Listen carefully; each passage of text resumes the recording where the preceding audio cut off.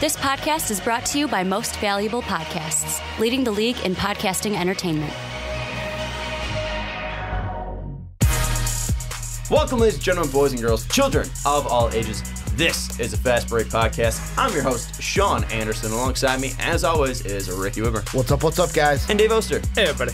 And today we are going to be talking about the Indiana Pacers' heartbreaking news with Victor Oladipo going down. He's going to be out for the rest of the season. Then we are going to talk about our wet boys, the guys who absolutely popped off over the past week, had phenomenal performances, were James Harden, or did anything else spectacular like a game-winning shot. And then finally we're going to wrap it up with two patron segments. We have Bill calling in about the 76ers and the process. Has it been a failed experiment, and is it a detriment to the NBA? And then we're going to talk to our buddy Pat about the Chicago Bulls, and we already recorded that one, and that one was kind of an airing of grievances for about 46 minutes. So if you're a Chicago Bulls fan, you definitely do want to listen to it. Much needed. Exactly. But before we jump into that, I just want to give you some notes.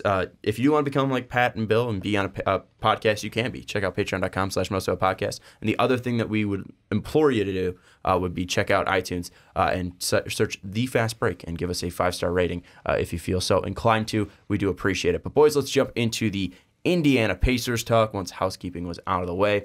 Victor Oladipo went down with an injury about 2 nights ago, I think it was. I think it was not last night, but the night before. He went out, looked like a non-contact injury. Didn't look like he wasn't like, it wasn't Gordon Hayward. He wasn't coming down from a jump. Wasn't Kevin Ware. Wasn't coming down from a jump. But he did rupture his patella. And just was a bad look. Indiana was third in the East. They still currently are, but they lose their superstar. What does Victor Oladipo going down mean to this Indiana Pacers season for the remainder of it? Ricky, we'll go to you first. For me, I feel like the first thing I did was look at the standings. And although, let's say, Tyreke Evans comes up, he plays well, I still look at this now and go, all right, you're 2.5 out of first. You're not catching the Raptors now. You're not catching the Bucks. 76ers are a game behind you. 76ers will probably pass you by the end of the year. There's a chance Boston, who's 2.5 behind you, could pass. Like, this is an injury that could take Indiana from sitting good at 3 to where it's like, oh, we'll play Brooklyn in the first round at home to, oh, we may have to play Philly or Boston on the road in the first round. Dave, what are your thoughts? Yeah, I think that it's definitely a setback for them. The upside is they literally got like budget version of Vic with Tyreke Evans. Obviously, replacing an all-star is tough, but I think Tyreke Evans, what we saw of him last year, being a higher usage guy. Earlier this year, we've not seen that out of him because he was confined to a smaller role. Now he's going to be able to go out there with the first unit, and I expect to see kind of that an image of last year's, not necessarily putting up 25 and 5, but something more reasonable. And I think that the saving grace of this team, honestly, is the combination of Miles Turner, Sabonis, and Thad Young. Those 3 guys have been out there, and obviously we know it's not so great when Turner and Sabonis are together on the court, but the combination of those 3 guys are really a lot of their heart and soul down low. I think that they're still going to be a playoff team. They're still a team that has very good chance of making the playoffs, and I expect them to. The problem for me is, what do you do if you have anybody on the fence? You're like, well, do we make any moves at the trade deadline? Do we not? Well, before we get into that, I just want to clear the air. Either of you think they're not going to make the playoffs with this injury? No, they'll still make the playoffs. Okay, just I still clear that think out. they're going to make it. Yeah. So the question now, I think, becomes, are you going to be a buyer or are you going to be a seller? Are you going to be trying to fill that role, fill that space that Victor Oladipo left with a possible like Mike Conley trade? I've seen that floated out there. Or are you going to become a seller of some of these assets that are on expiring contracts? Corey Joseph is a name. Tyreke Evans is a name as well. Darren Collison. Darren Collison is a name as well on an expiring deal. What is your idea of what they should do come February 7th? Because the big thing is they're not going to be out of, I think, their spot, or at least, I think they're still going to be top 4 at worst when it comes to the trade deadline. It's not too far away, so they're not going to really have a feeling of what this team's going to be able to do, or at least where this team will truly sit when it comes to the trade deadline. So what are your thoughts right now in this moment on whether they'll make a move or whether they'll make a buying move or whether they'll make a selling move. Dave, we're going to go back to you. I think they should go for a buy. I think this is a young core that they want to keep together moving forward. And if they can go ahead and use this as an opportunity to get another piece and have that guy play with your team going into the playoffs, that's valuable experience. You don't get chemistry like that coming off the street next year. So I think that they absolutely should be buyers at this point in time. They can really change up their game as well by letting a player like Sabonis or Turner kind of take over in the low post. They could change their entire dynamic as a team, which could give them something that, yes, this year might be an experiment for the rest of this year, but come next year, if you need to, you have an option B, you have an option C, you have different game plans because you've had a number of games to put together. We know this works, we know this doesn't. If Vic's not lighting it up for us tonight, we can go with this. Or against this matchup, let's really exploit, them at the 4. I think that it's a great opportunity for them. You got to look at the positives in a bad situation like this. Yeah, I think the biggest positive that you need to look at is that they're going to have, at least just from the point guard position, $17 million coming off the books after this year. If they don't make any moves, Collinson's worth 10, Corey Joseph's worth 7.9. Then you look at Tyreke Evans, he's worth 12.4. That's another 12.4 coming off. Then you have Bojan, who's also a free agent after this year. He's worth 10.5. Thad Young is a free agent after this year, 13.7. And then Kyle O'Quinn's worth 4.4, and he's going to come off the books. So I think rough estimate right there, that's over $40 million, $50 million coming off the books next year. So, Ricky, would you stay put, or are you making a buying move like Dave's saying you should, or are you going to sell off some of these pieces on expiring contracts? I'm buying. And I kind of want to say buy because you're a team in the thick of things, and you don't know whether or not, we're just going to stay pat, and then you're never in this situation again. The other thing I think of is I'm looking at an article here on CBS, and they talk about how they're saying it's a ruptured quadricep tendon, and apparently there's a specialist, Dr. Rodney Benner, who told CBS Sports it's probably a little bit worse than a common ACL tear. Okay. And this is the same injury that, of course, ended Charles Barkley's career in '99. Tony Parker also had the same injury. Now, the difference there, they were a lot older than Vic. Like Tony Parker, the one that I'm really going to use as the example, not Charles Barkley. Barkley was super old at that time. But, Parker was 34 at the time. And, yes, he's still playing, but he injured it in the playoffs. He was playing the next year by late November. We were surprised. I mean, we were doing the podcast at the time. Yeah, we were surprised that he came back at that point. So, I mean, you don't know how long he's going to be out because obviously he injured it earlier in the year than Parker did. But you look at the next year stats that Parker had, and they were lower than what he had before. And obviously, it kind of also had to do. Last year was a weird year for the Spurs. Less minutes. He played 25 minutes before the year he got hurt, and then he played 19. So, but his rates were still the same. 46% to 45. His 3-point percentage went down from 33 to 27. But for the most part, I mean, he was still a very efficient player. And that might be another reason why I buy a little bit right now, because you got to wonder, of course, you never want to overreact to an injury. And maybe this isn't buying at the trade deadline. Maybe this is buying in the offseason. The question that has to be on Pacer minds and even front office staff is, yes, he's going to rehab, but what type of Vic are we going to get back from this? Is he ever going to be the same player that he is, or will he have to change his game because of this injury? I don't think, I don't know enough about, this injury. I don't know enough about medical processes. I'm not a doctor, never will be, never have been. So I don't know exactly how he's going to bounce back from it. But what I can say is that he seems like the player to work as hard as he possibly can to get back to the level that he was at. And this seems like such a freak injury that I think the fear of re-injuring it will be there for a couple months, but I don't think it will be something that lingers for a while. I think that he is a guy that will put his all into being the same Victor Oladipo that he was before. He seems like he has that next level. He has that determination. And I'm not too worried about at least the future of Victor Oladipo, just because he does seem like a confident guy, especially since coming over to Indiana. I think now with, again, his work ethic, I think he will be able to get back to the same level, or at least near the same level of player that he was before. Now, will he be a foregone all-star for sure? Maybe not. Maybe he takes a little bit of a step back, but I agree with you. You shouldn't overreact. And that's why I'll throw out the idea of, before this injury, did you think they should be buying? No, I would have stayed. Before the injury, I would have stayed pat. Dave, did you think that they were going to be buying before this injury?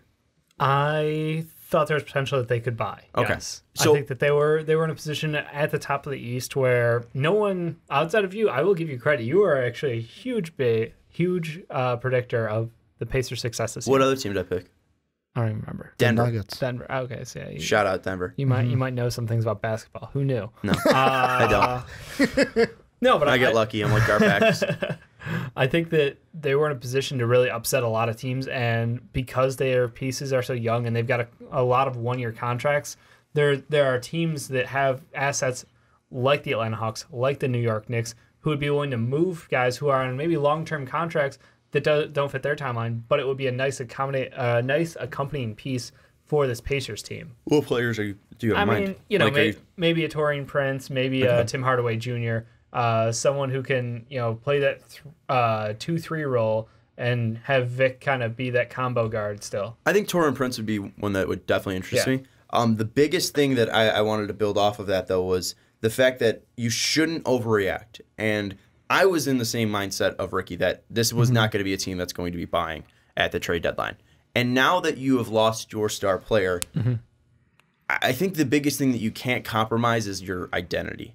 And Victor Oladipo, while he was a superstar, I would say that he was a superstar. Give him the super tag. Or at least a star. He was a star. He was a very good player. Yeah. To an excellent player. Yep. He is a guy that I don't think that losing him, you lose your identity. If James Harden went down, you would lose your identity as the Houston Rockets. If Steph Curry has gone down, and you kind of lose your identity there. The Los Angeles Lakers, they have lost their identity since LeBron James has gone down.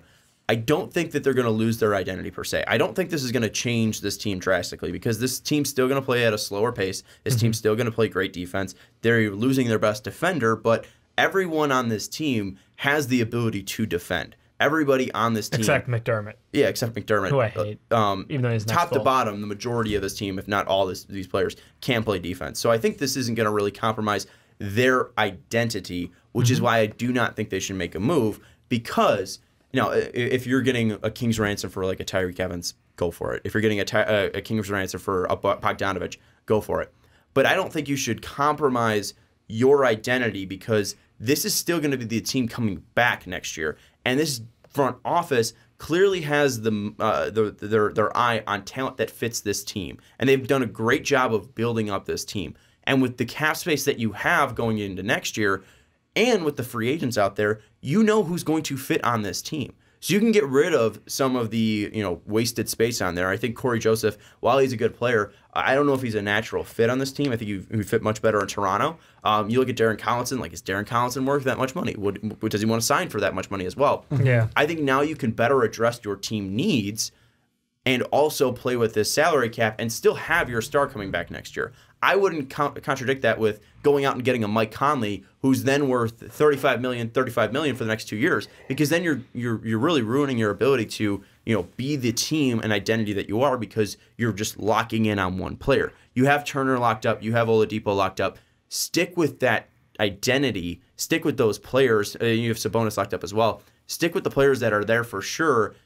Bring back the players that do fit. I think Bogdanovich is a great fit for them. Absolutely. Thad Young as well. Bring back those players, but then add on to this team in ways that you best see fit. Don't panic to make a move, because right now it's a very limited crop of players that are available. Free agency, you're going to be so open to make moves. This is still going to be a team that's going to be dangerous this year. I still think this is a team that will probably be a 5th seed. I think if they're going up against Philadelphia in the first round, I think they'd give Philadelphia a ton of trouble. But this is a team because it's mostly because of the depth. Not and anything to do with the stars. But I think that this is a team that next year, with the salary cap and the room they have to play, this can be even a more dangerous team, because this front office is so sure of their identity, what they're trying to create in Indiana. But going off that, is this a team that the way that they're currently constructed, going to win an NBA title? And is that technically necessary for Indiana? I think it'd be a nice cherry on top, but is it necessary for Indiana to win a title for this team to be successful? I'm going to answer this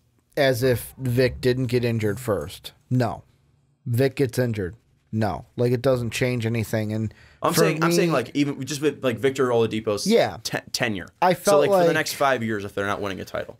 The next 5 years, I would say that would be in the cards, especially if I'm an Indiana fan, because you think about the progressions they have seen since they got Vic.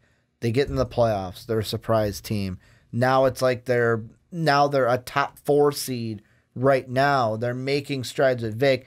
Next year, you could, if you're trying to go up those steps, the next step would be, all right, compete in the playoffs more, try to get to the Eastern Conference Final, try to win maybe the East. Now, especially since LeBron is not there, like I know that's the buzzsaw that they ran into like last year was LeBron.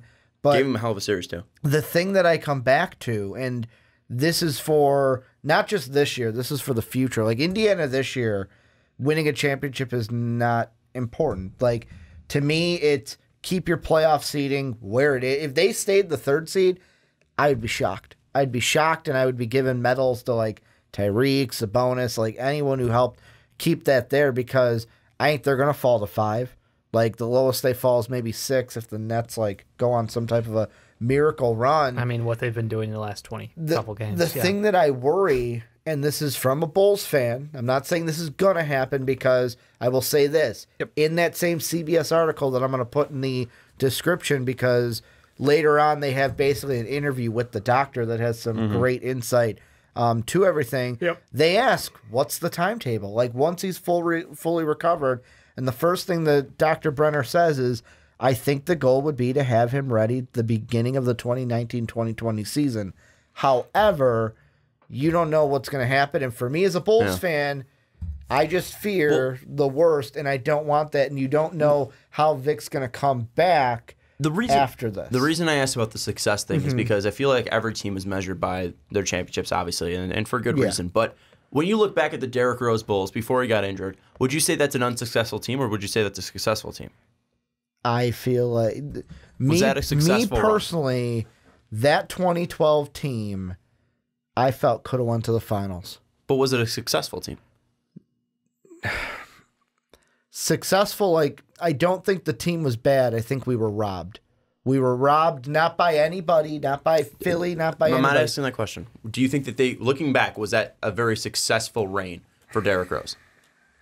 It's yes or no? No, we didn't win. Okay. I mean, Dave, I personally am on the other side of that. I think that was extremely successful. You had Derrick Rose, MVP, a very young player, leading your team as far as they did. That's some success. That's something you can hang your hat on as a great team. But it wasn't Derrick Rose's fault. That's like, what do you mean? Yes, I feel like it.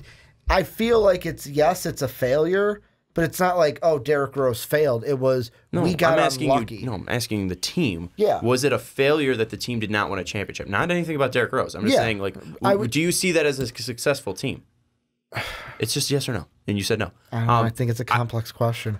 It's not. I'm saying if you're not winning a championship, did you succeed? And my answer is that's 29 failures every year. Huh? Are you saying there's 29 failures every year? Yeah, I would have that mindset. See, I disagree. I think with the way NBA is structured, like you can get so lucky and have LeBron James for your from 2010 to 2019, and you could have X amount of championships. You could have Steph Curry, and you could have 3 championships right there. I mean, you have the ability of just one player taking over a team or a whole league. And I look at this, and especially Indiana, like this team has had so much success like throughout my lifespan. They're consistently making the playoffs. It was with Jermaine O'Neal, it was with Danny Granger, it was with Paul George, now it's with Victor Oladipo. You're just continuing that success. Your players. Yeah. Seriously. You're continuing that success, though. And I think it would be successful if Victor Oladipo did come onto this team and just brought him to the playoffs year after year. And at some point, it's going to get draining. But I even look at the Raptors and what they're running with Lowry and DeRozan and now with Kawhi so far, if they don't win a championship, I'm not going to look at them as unsuccessful. They were a very successful team. They won games. They were consistently in the playoffs. They were trying hard. And I think with this Pacer team I think you're just trying to continue success. And with the way that the salary cap is kind of opening up with them next year, you just have to make the right moves to continue that success. And I think with Oladipo being your star guy, and if he's able to bounce back to that place, you have success lined up for the rest of the next 5 years.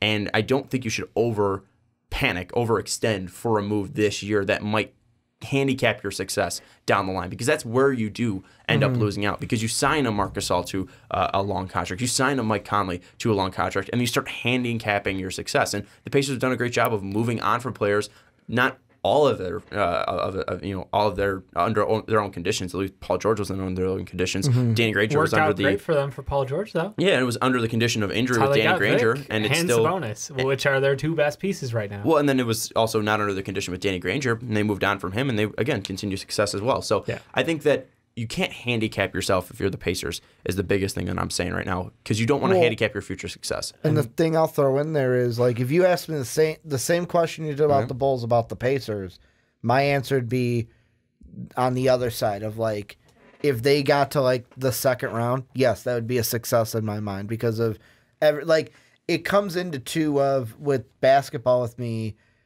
If you come into the playoffs and you're expected to go far, if you're expected to be a finals team like Boston, Toronto, Golden State, then if obviously you don't get there, it's a failure. Like with that Bulls team, like I said, with a healthy Derrick Rose, I thought that year we could actually challenge Miami and go to the finals that year. And to be knocked out in the first round to the 8th seed was a failure. But like Indiana, let's say, with Vic, if they got to the second round again, I feel like it would be a success. Even if they make the playoffs and stay above a 5th seed without Vic, I think that could still be a success for the Pacers. Dave, what do you think? Yeah, I think the Bulls thing was kind of an interesting one to hit on, just because it was an injury. Yeah, I mean, like if you look back, you go way back, and I'm just on a Bulls team right now. So if you go to the Utah Jazz of the late '90s, they were a successful team. They didn't win a championship, but they were a successful team. You know, they went out there year in, year out, were a deep playoff run. I'll give them the credit for it. So I don't take anything away from, a team like the Raptors who ran into LeBron James year after year after year and lost. And that's fine. They were a good team, but they could not win the championship. I still think that was a successful team, and I think that they've transitioned, from one to another piece and improved the team. I think that Indiana is in an interesting position where, yes, they're going to have some cash, but ask the same question: who's going to sign in Indiana? Who's the guy who's going to help Vic, Sabonis, and Miles Turner take this team to the next level? Are they going after a new forward to replace Thad Young? He's good, but he's old. The question is do you need someone who can help space the floor better when you're out there with the 2 5s that they have as, I feel, franchise corner pieces? Do you want to go invest that money in a point guard, or where would you spend your money? And do you think there's a legitimate chance they can go land, a great piece next to Victor Oladipo, or someone who, if Vic can never become Vic again, could help? I think the thing if Vic can never become Vic again, you are flat out screwed. I think it's a detriment. Again, you can look at the numbers this year, and with him on the floor and off the floor, like it's not too much of a difference. With him on the floor, it's a 115.5 offensive rating. With him off, it's a 113.6, and then defensive rating. Teams have a 108.9 with him on the floor, and then they actually have a better. A worse offensive rating teams do against the Pacers when he's off the floor at a 107.7. So I mean, like he means a ton when you're looking at a playoff series and having the best player on the floor. So I think the thing with that would be you're screwed if Vic is never Vic again. However, you can't really think that way because you've made a commitment to Victor Oladipo, and it has to be in your mind, of course, but you're never going to know if he's ever going to be Vic again if you don't try him out there. So once he's healthy, once he's cleared, you cannot treat him with kid gloves. He's a pro. Go out and see what you can do. And I don't think that's going to be a huge detriment, and it's going to be something that they're going to have to deal with if it does happen. I don't think it's going to happen. But to your question about who can they bring in realistically, I think it's more of players that are either veterans who want to maintain the success they have. If Al Horford declines his player option this year, I think it'd be an interesting player. Obviously, they have a lot of 4s and 5s right now. But my thought process as well is you have 2 great 5s right now in Miles Turner and Domantas Sabonis. At one point, or at some point, they might come to the realization that they have these 2 valuable players that both fit in today's NBA. Maybe they do move off of one to just add to the depth of this team, because Turner right now is on a fairly great contract. I think he's just signed for 18 years, or not 18 years, for 18 million all the way through per the year. 2022 season. Yeah, so I mean, like, that's a guy that's going to be locked down, and he's a good player for the next couple of years. I think though, maybe you do make a shot at D'Angelo Russell, because you look at the way the Nets have tied up their cap space, it's gotten a pretty tight because of the contract they've taken on. And yes, they're going to have DeMar Carroll come off the book soon. They're going to have I think Allen Williams is worth like $7 million. But they're still going to have Allen Crabbe's player option that they're going to have to deal with, because he's going to accept that. So D'Angelo Russell's a curious one too, because they just locked up Spencer Dinwiddie too. So if they throw a max at D'Angelo Russell, which I think they'll be able to do, can Brooklyn offer, and can Brooklyn match? And I think that would be an interesting move for them, just because you look at the offense that they're not able to generate on a night in, night out basis, because Vic is a great player and he could score 35 every other night, he could score 35 like once a week or something like that. But I don't think they have that guy who can be a dominant offensive player. And I think D'Angelo's finding himself in Brooklyn, and if he's able to get the money and then also continue that trend of growing upwards, he might be a liability defensively, but offensively he adds something to this team that you do not have at that one spot. So I think it's more about getting younger players that you can kind of force away from teams, trading some of the logjam assets that you do have, possibly looking at Miles Turner and Domantas Sabonis, and then looking at veterans that could be intriguing, like an Al Horford, similar to the Paul Millsap going to Denver deal. I think those are the players that you need to look out for. I just throw out Al Horford because he's the first free agent out there. I know he doesn't fit with the team schematically or anything like that. Or like a Rondo as well. Like Rondo is at the one. For more depth to continue that depth would be interesting to me too. And hell, maybe even Kemba Walker. Like you're gonna have a ton of money. I don't know if that's again necessarily the best move. I just talk about handicapping yourself. You're tying yourself to like a 29-year-old point guard that's going to be 33 at the end of a max deal. So maybe not that, but again, just names that are coming up on the floor. I think the biggest thing though would just be going after young rookies that teams cannot match the salary cap that they're going to be worth. To me, it comes down to the question that Dave asked, and you kind of scared me a little bit, Dave, because the last time you asked that question about a Memphis Grizzlies team, we went on into a topic about them moving the team, and I didn't want that to happen to Indiana Pacer fans, but the true question is, what big free agent is going to want to go to Indianapolis? Is going to go to Indiana? And for me, here are some of the names that could be free agents next year that I could see wanting to sign there. Could be good names. You could be happy. You could not be happy. First one, Jeremy Lin. He's a guy that I could see. He's currently in Atlanta. He would go over there. Another one, depending on how he plays this year when he comes back, Isaiah Thomas. Real quick. What? When you were like big names, I was 100% expecting Kevin Durant, and then you throw out Jeremy Lin. Well, Kevin Durant wouldn't go to Indianapolis, and that's not a slam at Indianapolis. He wouldn't even come to Chicago. He wouldn't even come to Chicago, and we're a bigger market than Indiana, so no big deal to you. He wouldn't even come to us. Yeah, but they're a better team than you were. Jeremy Lin, it doesn't matter. It's a market thing. Like he wouldn't. I don't think he'd want to go to Indiana. Championships are championships. He'll go to Boston. That's where he'll go. Okay, but I'm just saying Indiana gives you a better championship. Jeremy Lin's one. Isaiah Thomas, depending on what he looks like when he comes back. A guy like Nico. A guy like Trey Burke. A guy like Ricky Rubio. Like those are the guys I think you're looking at in free agency. Guys that have played up somewhere else, and the other team doesn't want them back. That's what you're looking at. Like, Trey Burke's interesting because will New York want him back? Yeah. Ricky Rubio, will the Jazz want to re-sign him, and will he want to go back to Utah? I think Rubio would be an interesting fit. I don't think Trey Burke fits with the identity that this team's built at all. At least, I think the biggest name, if that's the question that we'll throw out and kind of end on, the biggest name that I think would be is not really because this team. Because I liked your Al Horford. This team that's a good one. But again, like the logjam of the players they have. I mean, the biggest thing about Horford is his inability to rebound. Yeah. And if you have fucking Domantas Sabonis, that's not a problem because that guy's just grabbing boards left and right. I think the biggest name, if we're asking that question, that would sign in Indiana is Klay Thompson. Because not that Golden State wouldn't want him. Of course they would.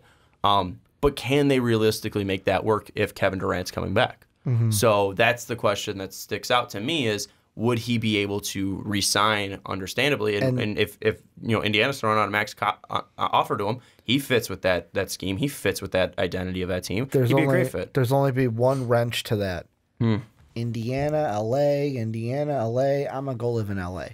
Like that's the only wrench. But then that also, would be if thrown you're getting into paid that. money and you're pretty much giving the idea of, hey, this is your team because we don't know what Vic's gonna do, and also, I mean, you're fit perfectly on this team.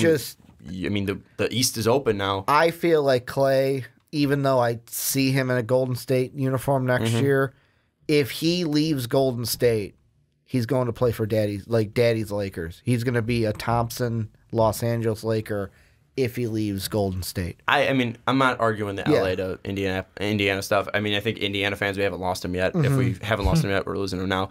Indiana's the armpit of America. I'm from Illinois. I've gone through Indiana. I'm surprised that Indianapolis is there because when you drive through it, you're like, I just saw corn for 2 hours. And then once you get through Indianapolis, and you're like, oh, well, here's 2 more. I mean, to be fair, Illinois is two more hours of corn. Like except for 95% nothing, and except then there's for Chicago. So Yeah, but we have 13.1 million people living here. I think Indianapolis has like 10. I went through there like in the middle of the day, and like there was no one there. It was like 1,000 even, but no. Like it was 10. There was like it was a ghost town. I went to the Pacers job fair, and there was nobody on the streets. It was the day after the Super Bowl. It was cold as hell, but like, come on. Anyways, I don't know what big name is out there, but that's why I look at places like Indiana and marvel in the fact that they've been able to overturn with so many different stars, and they've been able to keep their identity. I think it's a true I think having this level of success of staying so consistent is something to be proud of if you're a Pacers fan. And I think that you're in the right hands pretty much if you are Indiana. So I will say that it's a huge blow seeing Victor Oladipo go down because he was such a great bright spot last year, was still great this year, and it's a huge blow to them. But I don't think that they're going to technically start falling. The sky's going to technically start falling because if Tyreke Evans does start playing like he did last year, I don't think they're going to lose too much of a step. Now the big question is, can he? And I don't think he's lost his talent per se because he's 28 years old or 29 years old. Let's put it this way. The worst stretch of seasons they have had since Dave and I was born, so we'll go the 89-90 season.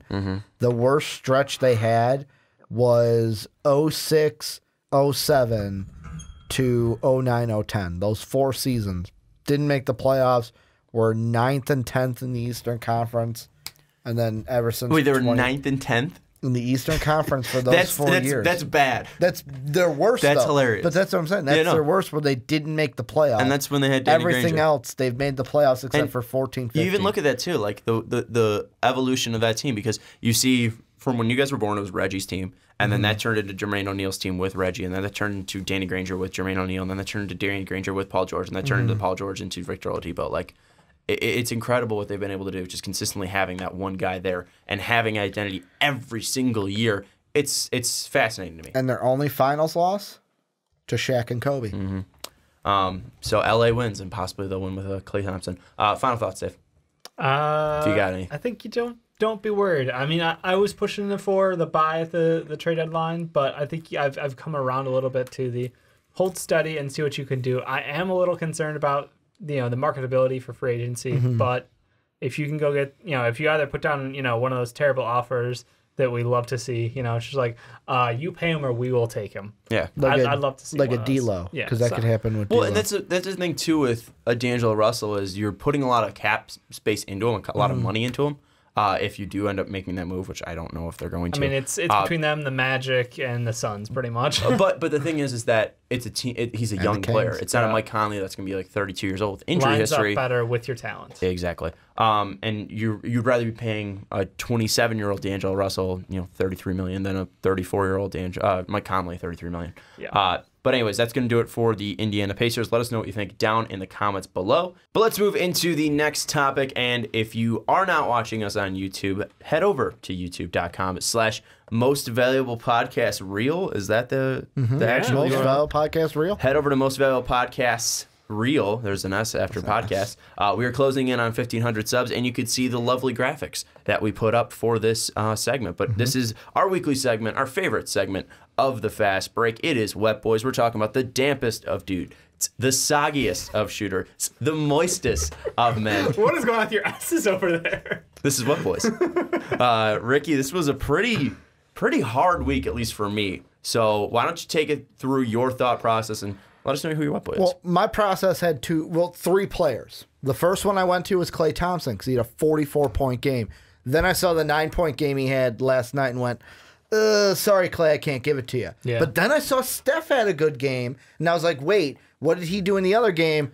Ooh, only 11 points. Steph, you did not do. So I couldn't give it to the Warrior that I was trying to go third week in a row, giving it to a Warrior.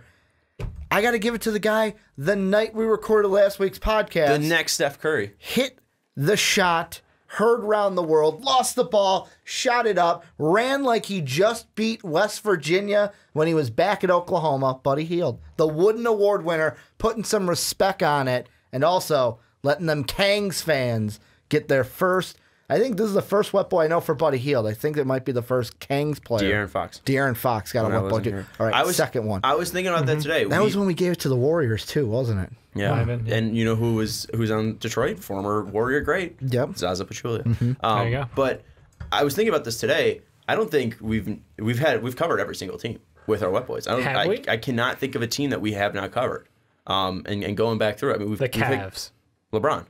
Mm-hmm. Oh, all time. Okay. Yeah, all time. Not this year, but all time. I think also what? I'm trying to think. Oh, I thought you were looking at the Pelicans. AD. AD. It's still there. Also, Drew was one. The Hawks. Hawks. Have we given Trey? Vince Carter, I think, was one of them. I'm not kidding. I think Vince Carter was. If not, I think Taurean Prince was last year. I think I'm correct on that. The Knicks. No, we did. The Knicks. KP. Beasley. And Kristaps had two. Yeah. So we've covered every single team. If you can find a team, Joe Ingles, start thinking of them. Jazz. Donovan Mitchell as well. Suns have Devin Booker. Clippers had Tobias Harris. Memphis did. We had Dylan Brooks as one of them. That's right. I also believe. I think he's the only one so far was Dylan Brooks for Memphis. Not Conley. Reek might have had one too. What? Not Conley or Gasol. No, because Conley was hurt last year. And I don't think we've ever given one to any Gasol, for that matter of fact. But yeah, I think you're right. I think we've covered every single team. team. How about the Heat? The Heat? Oh! I think the Heat might be the only team. Did we not get Winslow? Not this year? No. I don't think we've given it to the Heat. The Heat's the only team that has not been Winslow probably deserved one earlier this year, but nothing in the playoffs last year too. Hold on. Let's check that. No, Winslow hasn't deserved one yet. He had pretty good games starting as a point guard.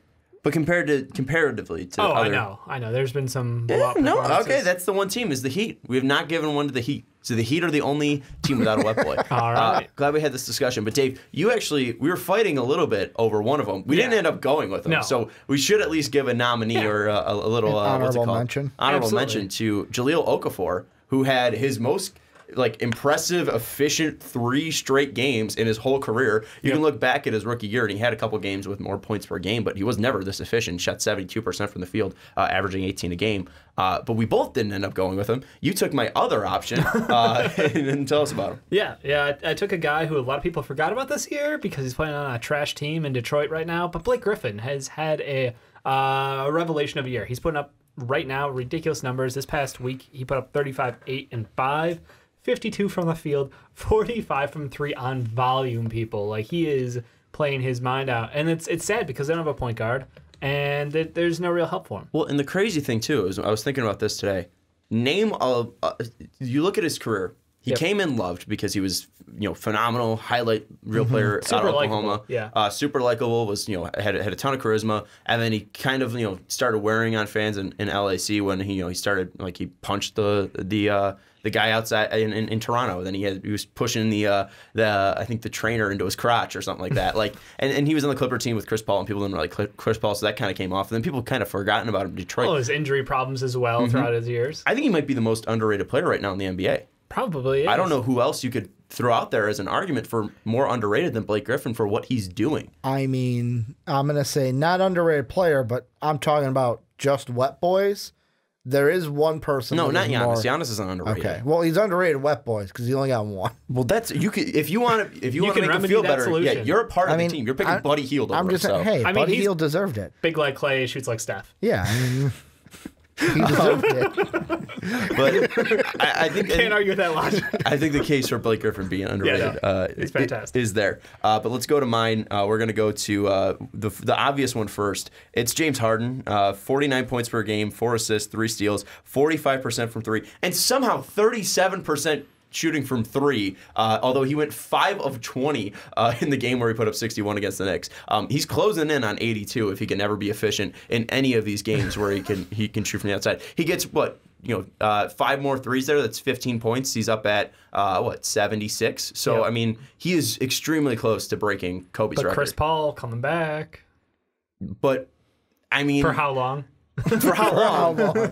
And also, do you want to stop this? I mean, how much will Chris Paul change the way that they're playing? Because right now he's had 268 straight points unassisted. Yeah. I mean, it might get the ball in his hands just more efficiently. Maybe. He might start making the shots more efficiently. And I don't know. He's on this unstoppable streak. Would you go away from him? Yes. And the reason why I say that is Chris Paul and James Harden, #1 seed last year.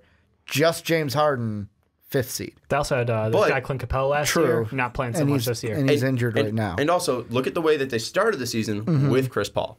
Was not good. Until he left, they started skyrocketing because of James Harden. It's the reason why he was the MVP. Carmelo Anthony was there too.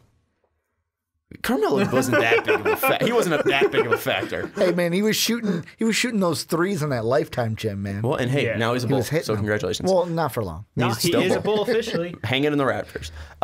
Anyway, the Raptors are Raptors. The Raptors. Before you go into your wet boy, here's a question for both of you. Yeah. Who's the better Melo, Atlanta Melo or Chicago Melo? Chicago Melo. He has longevity. They both never played it. He both never played a game for either. But longevity. I mean, he wasn't even a Hawk for a day. I mean, right now, Carmelo's got 5 days. This is the prophecy. We wanted him years ago, and now he's returned. I also love it's just like Dwayne Wade. Wait for Chris Bosh. He'll be here. I also love how Jim Boylan had to answer questions about Carmelo Anthony. Oh, he fits on the team. Great. Anyways, this award should just be named after James Harden at this point because he's had 6 straight wet boys or something like that. Something stupid. Reason not to like 3. He's now at 7, 7 right now in the season tally. Second place is D Rose, AD, Steph, all with 3. My actual wet boy though is going to be Paul George. 30 points per game, 7 total rebounds, 5 assists, 45% from the field, 30% from 3. Also check these steal numbers, 2.5 per game. He's been phenomenal, and the Thunder are on a 4-game win streak. So that was the biggest thing. I was looking at Joel Embiid. Joel Embiid had 34 points, 13 rebounds, but they lost the game to OKC.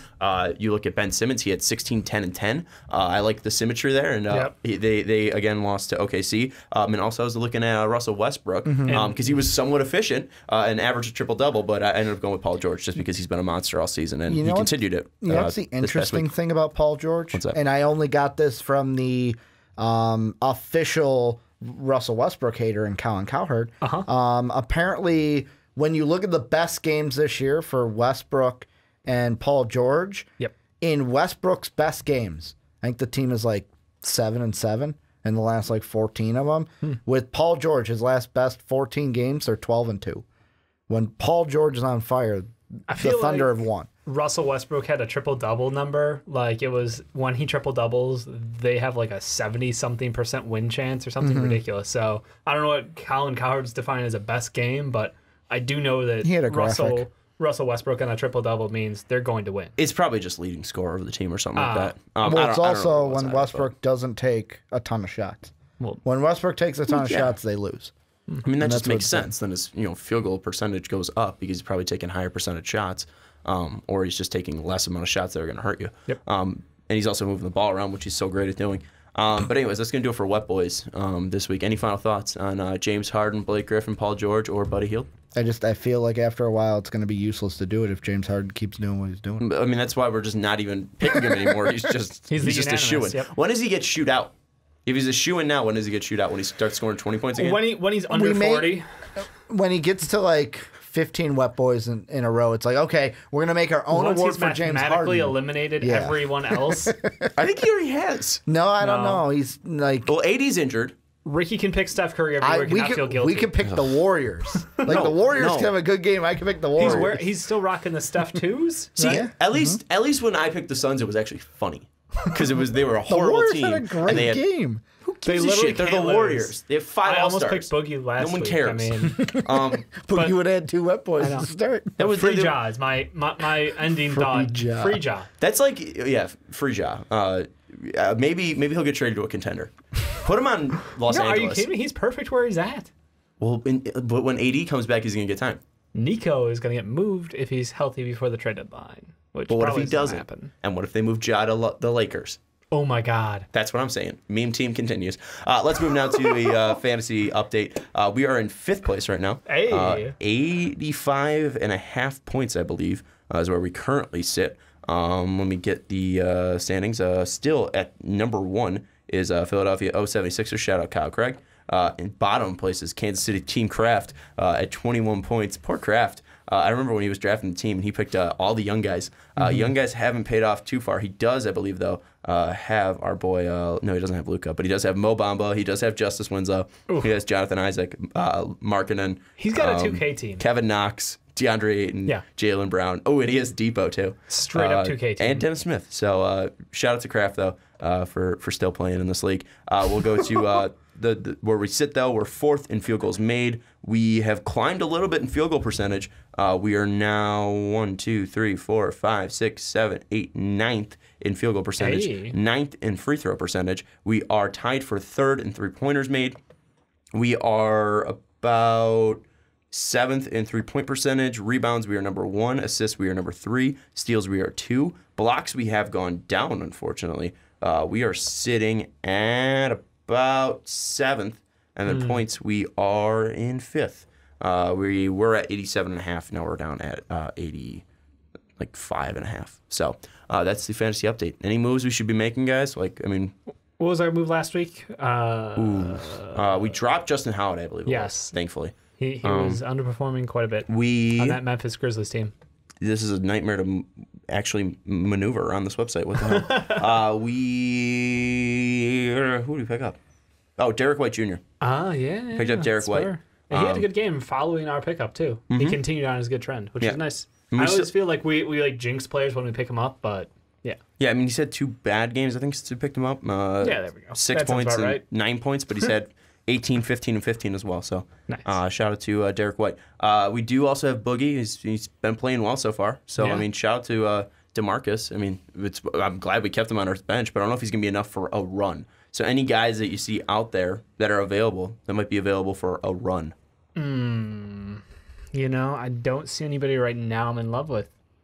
It's one of those things where I think as the trade deadline comes up, some rosters are going to get shaken up, and then there's going to be some real gems right after that. What do we think about Nerlens? Ooh. He is back. He has played. Cleared. Yep. I'm looking for blocks. He hasn't done much recently, but he hasn't been getting a ton of minutes. 12, 12, 20, 12, and 12 in his last 5. Yeah. I mean, he's always going to be when Steven Adams needs a breather. But he is one of the best big defenders in the NBA. One of the best rim protectors. I don't know if it's worth it because of the limited minutes, though. What are we exchanging out for him at that point? I don't know. Trae Young has sucked ass. Just sucked big ass. He's still under 39. He's at 39.5 field goal percentage. 3-point percentage at 28.5. He's been brutal. I mean, he still gets assists and points, which is, good. He shoots 80% from the free throw line, which is good as well. But is he hurting our team too much? And then also looking at bigs who don't block shots. Do we still need to have Bielitsa on the team? Because he has kind of fallen off. He's returned to the normal. One play, I'm going to throw him out again because in the last week, he hasn't had a terrible week, especially with field goals made and stuff. D Wade, he's only had 1 bad game. And that was the one against Boston where he went 3 of 10. Like, other than that. But how is D-Wade going to help us? What I'm saying is, like, he's in 3 of those games, 10 of 14, 5 of 11, 6 of 14, to where it's like the field goals made, the percentage is there, and he's making a quality amount of them. Yeah, but he's getting some assists, too. He's actually, yeah. So last 5 games, what's his assist numbers? His assist numbers for the last 5 drop? were 4, 8, 7, 6, and 4. All right, do you want to drop Bielitsa and Vonleh? Noah Vonleh? He has been getting us blocks, but he's kind of fallen off a little bit. So we drop Nerlens and Bielitsa, and then pick up D-Wade and Nerlens Noel.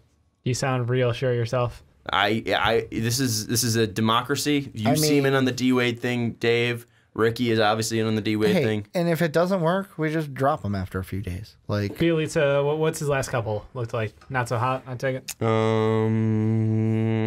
No, he has not scored over 5 points in the past 4 games. He had say it, Ricky. 5 minutes. I know you want to.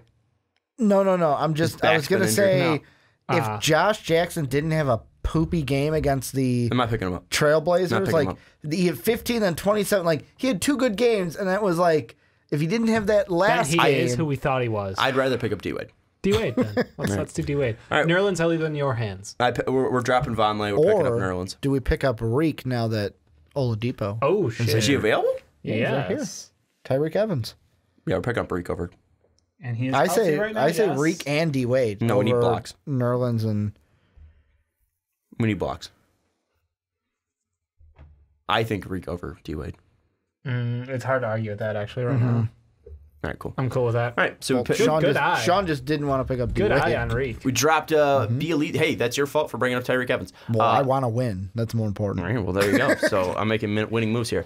We dropped Nemanja Bielitsa. I think that's how it's pronounced. It's somebody will tell us. Nemanja Bielitsa and Noah Vonleh, and picked up Nerlens Noel and Tyreek Evans. Is that how you pronounce Tyreek Evans? We've got someone exclusively in our comment section for these videos I think it's who tells us how Tariq. to pronounce names and gives us fantasy advice. Yeah, Sean. it's, come on. Huh?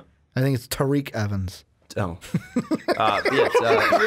Sean, he's our buddy. Talk to him literally every week. Yep. So shout out to everybody who helps us with fantasy advice, and then shout out to our boys, Paul George, James Harden, Blake Griffin, and Buddy Hield. But let's jump into the next topic, and we're going to welcome in patron Bill. It's been a long time since we've had Bill on, and we are very glad to have him back. He's bringing the spice as well in the pre-interview segment. We are talking about the Philadelphia 76ers and how Bill thinks the process has failed and how it's ruined the NBA. And if the pre-interview has been any at least indication of what this topic's going to be, it is going to be a fun time. Bill, we are so glad to have you back on. Guys, how you doing? It's been a little bit of a hiatus, but I'm glad to be back. I was lost, but apparently not forgotten. No, never forgotten. Definitely not forgotten, and we're 100% throwing Ricky under the bus for that one. So congratulations, Ricky. That's acceptable. We're going to make sure it's more consistent, though. But let's jump into the process talk. I love that you're throwing this out there because obviously they're making moves. Now once they trade for Jimmy Butler, we were saying the process is completed. But that doesn't mean it's been successful, at least. And you are coming with the advantage point of not only has the process itself failed for Philadelphia, but at least it's bad for the NBA, and it's a bad look for the NBA. So why don't you explain your feelings a little bit before Philly fans jump down your throat? Well, again, and this is nothing against the fans of Philadelphia or anything like that. It's just a knock on the league and how, like, the way I look at it is you're not just bad because players didn't resign with you. You missed on a few draft picks and whatnot, and then just decided to go another route. Like, you purposefully lost and said to your fan base that you're going to lose in a league where this isn't an athletic. Athletics is competition, and you're saying you're going to purposefully lose just so that you can get draft picks and be better later. Well, for one, that strategy doesn't necessarily – that's not a strategy that is meant for, like, winning. It's not always going to work out that way because you can miss on draft picks, but you're basically telling a sect of people, like, yeah, we're going to take your money and we're not going to try. But trust us. Think of it as the government with taxes. We're going to take your money. Just trust us, and then they screw you over. Well, I feel like that's what the Sixers did to NBA fans. It's like, yeah, we'll take your money. And Sixers fans, we'll take your money and, pay ourselves, pay the players, but we're just going to lose on purpose. And if it doesn't work out, it doesn't work out. So I just think it's a slight to the league. The first thought I have, though, is to throw this at you just so you can defend it a little bit. I kind of at least like the fact that they were at least going to be honest that they were rebuilding. Maybe branding it as the process was the wrong move, but they were rebuilding. We see that right now. And you being a Bulls fan, obviously right now the Bulls are rebuilding. So how do you see that as a difference between what the Sixers were doing and obviously the process they're still in compared to what the Bulls are doing? How is it different, and what makes that a little bit better? Because right now the Bulls are still leading the league in attendance right now. They're still selling out the United Center even though they're not putting out a great product. Yeah, no, that's a great point. In my response to that would be, I guess, the Bulls have been making terrible front office decisions, which is partially the reason as to we're losing, but we're not. The Sixers front office basically said that we're going to go out there and try to lose. We're going to go out there and try to lose on purpose for the specific strategy of getting higher draft picks. And I feel that is just a slight to the, like, you're a professional sports team and you're going to lose on purpose. And I think it's disrespectful to the league and for what competition is. I understand trying to rebuild and trading away players to get future assets. But purpose to say we're going to lose, like, even if we have a bad team and we win some games, like, no, we don't want to do that. We want to lose those games. It just doesn't sit right with me for somebody who pays for a product that you want to see unadulterated. We're going to bring Dave in here now just because I think that Bill makes a very good point, at least separating the difference between those two. And you can look at it as, Sixers fans, when they were told what the process was going to be, they knew upfront what the ideas were. Where now Bulls fans can look at it in the hire of Jim Boylan, they can just say, all right, GarPax is horrible. They're making terrible moves. Maybe if we make a change there, this is going to, change as a franchise. Where you look at Philadelphia, if you change the front office, well, this is the front office plan. And if they're losing, that was their goal all along. So you can't really fire them for doing what they were hired to do. So looking at this, do you see the difference? And then what do you think, at least, about, has the process ruined the NBA, or at least was it a bad look for the NBA? Right. So to your first point of... Actually, no. Second point. Has it ruined the NBA? I'll go with it has forever changed the NBA, because I think that teams going forward are being publicly called out by not only other franchise owners, but also the front office and also the media. Like, there's such a level of we've seen this happen before. We're not going to let it happen again. We're not okay with it. And it's funny because fan bases were around the league outside of Philadelphia were mainly upset with this. They felt like they were being cheated out of it. Like, we talk about NBA purgatory. That just, you're not good enough to make the playoffs. You're not bad enough to get a top pick. And those teams stick around in that range for quite a long time sometimes. They can't pull in some free agencies or really develop a lot of great players. So I think there's a lot of frustration built up around that. And by the Sixers basically putting out a product of, we're going to move anybody who has value, who's not, going to be a franchise-changing product for us, and they're going to go get us future picks. Whatever the value is, they're gone. Not going to worry about that. I mean, the amount of people they moved through the doors in Philadelphia was ridiculous over the 4-year span. I just think that it comes down to, at least the Bulls are trying to use the guys they've got and see if they have long-term value, where I felt like the 76ers, it was always an open showcase for talent for another team. I mean, the first thing I'll piggyback onto that is, number one, we literally changed the draft rules because of the process. Yes. Like, now we have the top 3 teams get the same odds because of the process. It's not great odds, but... Like, even I'm looking at, I think, the same article you have up of just the timeline of the process. I heard Rachel Nichols this week put it perfectly with the process, is it wasn't just, hey, let's tank for picks. It was trade every asset we have. Like, I'm looking at some of these players. Drew Holiday, he's contributing on a Pelicans team, could have contributed. He's a two-way all-star for the most of the time. Yeah, like, but that's what I'm saying. Like, he can contribute. Thaddeus Young, a guy who contributes on that Pacers team that he's on now. Like, they got Danny Granger when they traded in the Evan Turner. Granger was broken. But wait, they waived him right away. Like, Danny Granger could have... He was broken. No, he couldn't have done anything. But what I'm saying is, they're like, even Evan Turner, Thaddeus Young, Drew Holiday, all these guys, just trade them to get picks. And it wasn't just like, hey, we're going to target these picks. It was get a ton of picks. First, second. And it's basically, let's throw shit at the wall and see what sticks. Well, and that's what it is. And even to that point, too, I know now retrospectively it is a good move. You look at the Michael Carter-Williams deal. I mean, he was Rookie of the Year, and then they end up moving him right away. And again, obviously, retrospective, great deal because he obviously never lived up to that season again. They tried to do the same thing with Ja. Yeah, they tried to do the same thing with Okafor as well. But you didn't see that whole commitment to talent. Or at least with the Bulls, you see them re-signing Zach LaVine and matching that offer from Not just Sacramento. re-signing, matching. Like And it wasn't. just said that. No, but I'm like I just wanted to hammer that Emphasize. home. It wasn't like, hey, we're gonna offer this. It was, yeah, you know what? We really want you, so we're gonna match a what many fans were like, holy crap, why are we overpaying him? Yep. And thank God he's played well. Yeah, and I think that you at least see, and most of the other young players have at least, put in, still in the rookie year deals. But then even we talked a little bit before, Bill came on about the Jabari deal and, the fact that they went out and, tried to at least make a move for him, giving him $20 million, $40 overall, but obviously the team option next year and they're just going to end up waiving him.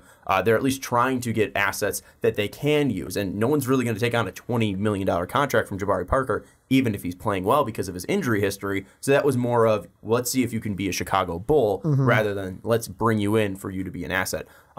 But Bill, at least focusing now on how the process has changed and at least come to the modern day 76ers, do you think it's a positive sign for teams that might want to dip their toe into the process? Because they do have 3 All-Stars. They have Jimmy Butler, Ben Simmons, Joel Embiid. Do you think that's a positive sign of the process? Or since you're saying it failed, just because they have that talent, they're not going to win a title this year or possibly next year as well. Do you think that's the reason why it fails? Like, when now looking at where the process has kind of ended, what do you think NBA teams are taking away from it?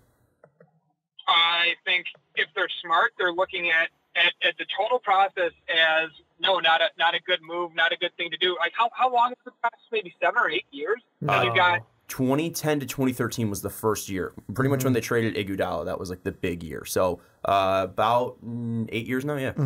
Wow. About eight years, and so you got, and so they, as we just talked about, they traded away a bunch of assets, this and that, Michael Carter-Williams. But okay, so at the end of the 8 years of the process, you have Joel Embiid, who is great, but we'll see how long he lasts in the NBA. You got Ben Simmons, who's got a lot of cool young guy, a lot of promise. Can't hit the broadside of a barn, but you have 2 players. You have 2 players, and then you acquire Jimmy Butler in a trade, and I don't see any way in hell that Jimmy Butler stays unless they give him the 5-year $190. You can't turn away. You'd be stupid to turn away that money. Okay, so you have those 3 guys, and literally nothing else. Literally nothing else. Like JJ Redick. Okay, we'll see if he's around next year and what they can pay him. But if anybody thinks the process was successful, all right. So over those 8 years, you got 3 good players and nothing else. Yeah, I think some people might argue the fact of just Markel's potential still makes him valuable, but you still even look at that. Zaire Smith as well. Zaire Smith as well. The most of their draft picks outside of Simmons and Embiid have not panned out. Like, didn't Zaire Smith almost die or something? He did. He lost 20 pounds due to an allergic reaction. Allergy. Yeah. Yep.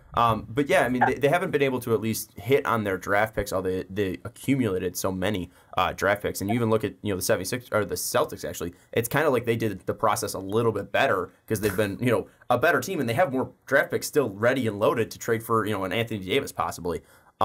But I still think, at least the process, like, they were able to turn it into something. You look at the New York Knicks, they're not able to turn, that whole team. Since I was alive, they've made the playoffs, I think, once. They haven't been able to do anything with their rebuilding or their stars. So, they have at least been able to show that if you tear it down all the way and build it back up, you can get back to the playoffs. And this is now a team that's 4th in the Eastern Conference. I do just want to throw out there, Philadelphia, probably technically the process started in 2013 when they hired Brett Brown and went 19-63, but they weren't good the prior year as well. But Bill, just going back to you, do you think that this was at least the smartest way to rebuild for them? Because again, we don't see the typical way of rebuilding working out every time for most of these teams. Yeah, and I got to say no for a multitude of reasons, though. For reasons other than just trying to hit on draft picks and hit, there's you guys talk about bust all the time on your podcast. And that happens. And the thing is, though, you're purposefully trying to lose. You're trading away, like you said, we traded away Drew Holiday, to get assets, but you're literally purposefully trying to lose. So you're not only you're slighting fans. It's almost like, I mean, I guess if the fans know that they're purposely trying to lose, and they want to pay for the tickets. It's not like stealing because they're paying the tickets anyway and they know, but because they're public about it. But you're purposefully trying to lose and not build a winning culture. You have to find a way to build a winning culture and to make players want to be there, want to stay, want to be part of the process, not be like, oh, I'm just some guy who's going to get flipped for whomever. And like, I mean, the Philadelphia 76ers remind me of like a 2K rebuild where you have like a rebuilding challenge and they just start trading people and future picks and all this. And it's like, that's cool in video games. But if a front office tried to do it that way, like the Celtics had a winning culture and they had players around that they kept around to mentor young players and to try to win games. And the fact that the Sixers purposely didn't want to do that, what is the saying when you get like fouled and you don't think it was a foul and they go to shoot the free throw and they may like ball don't lie when they shoot the free throw? It's like, it's like the higher powers of it looking down like, yeah, you're going to try to lose on purpose. Well, you're going to get Jahlil Okafor, you're going to get Markelle Fultz, and you're going to get Nerlens Noel as your top picks. Like there you go, because it's the integrity of what it entails, I guess, is what bothers me about it, and that the league is okay with them openly saying we're going to lose because I don't know. I just think it's not professional. That's not what, but they did what they did. They thought it would work. And it's been 8 years of the process. They're the 4th seed in the East and they haven't been into the second round of the playoffs. And, so I guess the way I look at it is let's give them 2 more years. Do I think in 2 years, so a 10 total year run, do I think in 2 more years that the Philadelphia 76ers will be anywhere past the second round of the playoffs? I think the answer is absolutely not. Well, and the thing I like that you mentioned was the building a culture, because before I get into that, the one thing I do want to say is this shows that like drafting is a science and it's not an exact science. Like, for example, look at the Phoenix Suns, Z's team, where in the past 5 years they've been in the top 4 of the last 6 years they've had a top 5 pick, and it's like where are they now? They're still at the bottom, going to probably have another top 5 pick. And the thing I like with Bill mentioning culture is I look at teams like, and yet again, think about what I just said. Drafting's not an exact science, so it's not like you can say do what this team did and you can get in. But like, I look at teams that have drafted their talent, and the 2 I look at, the one is the Warriors. Like, they got lucky. They got even before Kevin Durant. Like, Steph Curry becoming who he is, Klay Thompson, like they hit on their draft picks and they developed into what they are today. But I think there was also luck in those draft picks, just because like you look at Steph Curry. I mean, two point guards went before him. That's drafting too. Drafting is all luck. Yes, but again, like you look at Philadelphia. Like Philadelphia has had their choice now. Hold on, Philadelphia's had their true choice, their true number 1 choice 2 times now with Markelle Fultz and Ben Simmons. They had the options of picking any player. They ended up going with that. They're 1 for 2. But you look at the Steph Curry year. Steph was arguably the most productive player. He's more productive than Johnny Flynn, and he just ends up falling because of the injury. The injury that he had with his ankles. And then you look at the Klay Thompson thing. Klay had some troubles in college as well. That's why he fell to 11. So I just want to throw out that there was some luck with the Warriors. And that's why, for me, the reason why I was going to cut you off is they're not even the team I really want to use. Okay. I want to use Denver. They're a team that has been using their draft picks, getting the guys that they want. And I feel like they've built a culture to where it's like, hey, we've drafted the guys that we wanted, developed the guys that we wanted, and this year they're taking that next step. And it's funny that a team like the Nuggets didn't do something like the process. They're competing in a tough Western Conference. The Sixers go through the process. They've got Ben Simmons, they got Joe, they trade for Jimmy Butler, yet the Raptors are better than them. The Bucks are better than them. I would say the Celtics in a 7-game series are better than them. It's like there are so many teams in an Eastern Conference that are better than the Sixers that it's like, in the end, I wonder if, like what Bill said, when we get 2 years down the line, are we going to be looking at it and going, wow, that was a failed experiment? Well, I think it depends on what means the process succeeded. And I think it means NBA Finals. And I don't know if they're there yet in the next 2 years. but we are at least seeing Philadelphia now push back a little bit on the process because at least since 2013, I would say that Philadelphia fans have been probably like 60% of fans have been fine with the process because now they're back in the playoffs. They just overachieved last year, getting 50 wins. That was a huge success for the process. Now they have 3 All-Stars in Jimmy Butler, Ben Simmons, and Joel Embiid. But they also have it at the best of luck. I mean, you even look with the Colangelo stuff as well. They were trying to build a culture in that front office, and they weren't able to do so because he was just an erratic personality that apparently needed to get his thoughts out under different names or whatever the tweet situation was.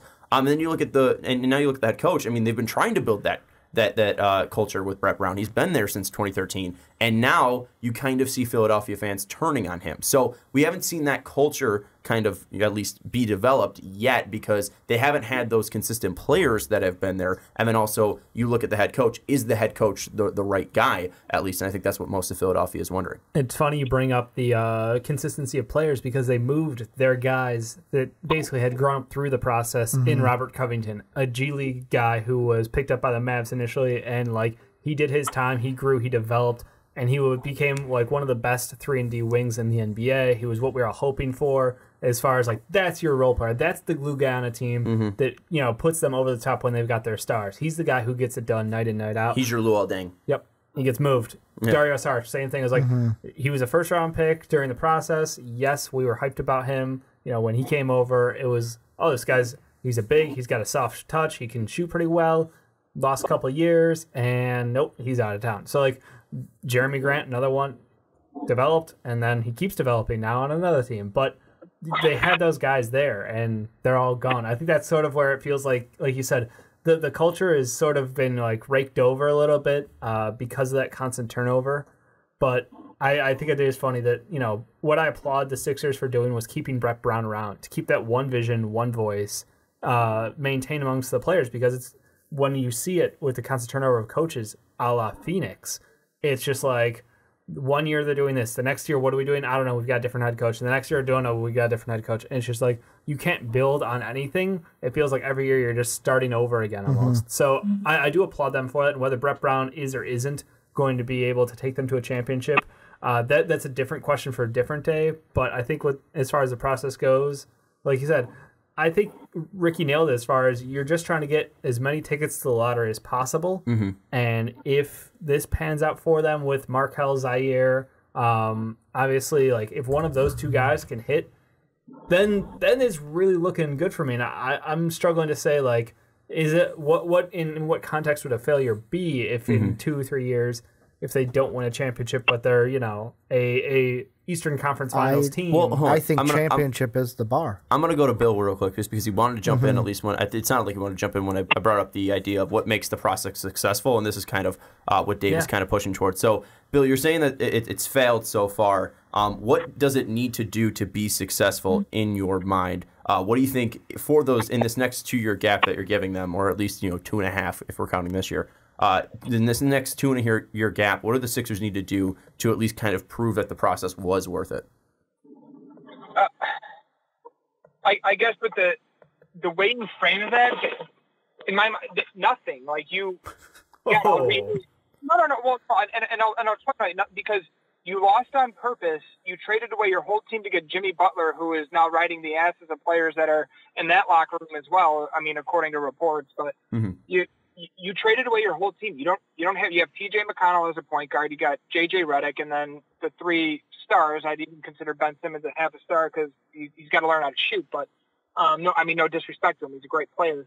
But they can't. You tried to lose on purpose. It's been since 2010. You haven't been able to get out of the first round of the playoffs. Did they make it to the second round last year? No, was it a second round exit? It was a second round exit. They lost to Boston in was it 5 or 4? Right. Yeah. Like you lost on purpose. You slighted the NBA. You took the integrity of what the league is supposed to be and kind of, for argument's sake, wiped your ass with it. And you gave away assets just to try to get these superstar number 1 overall picks and in my mind, be greedy with it. We try to lose on purpose to get, let's say, 3 number 1 overall picks in a row and build a team that way. Well, just look like they're even saying that Ben Simmons and Joel Embiid have reports that they don't get along together because it's Embiid's team, Embiid City.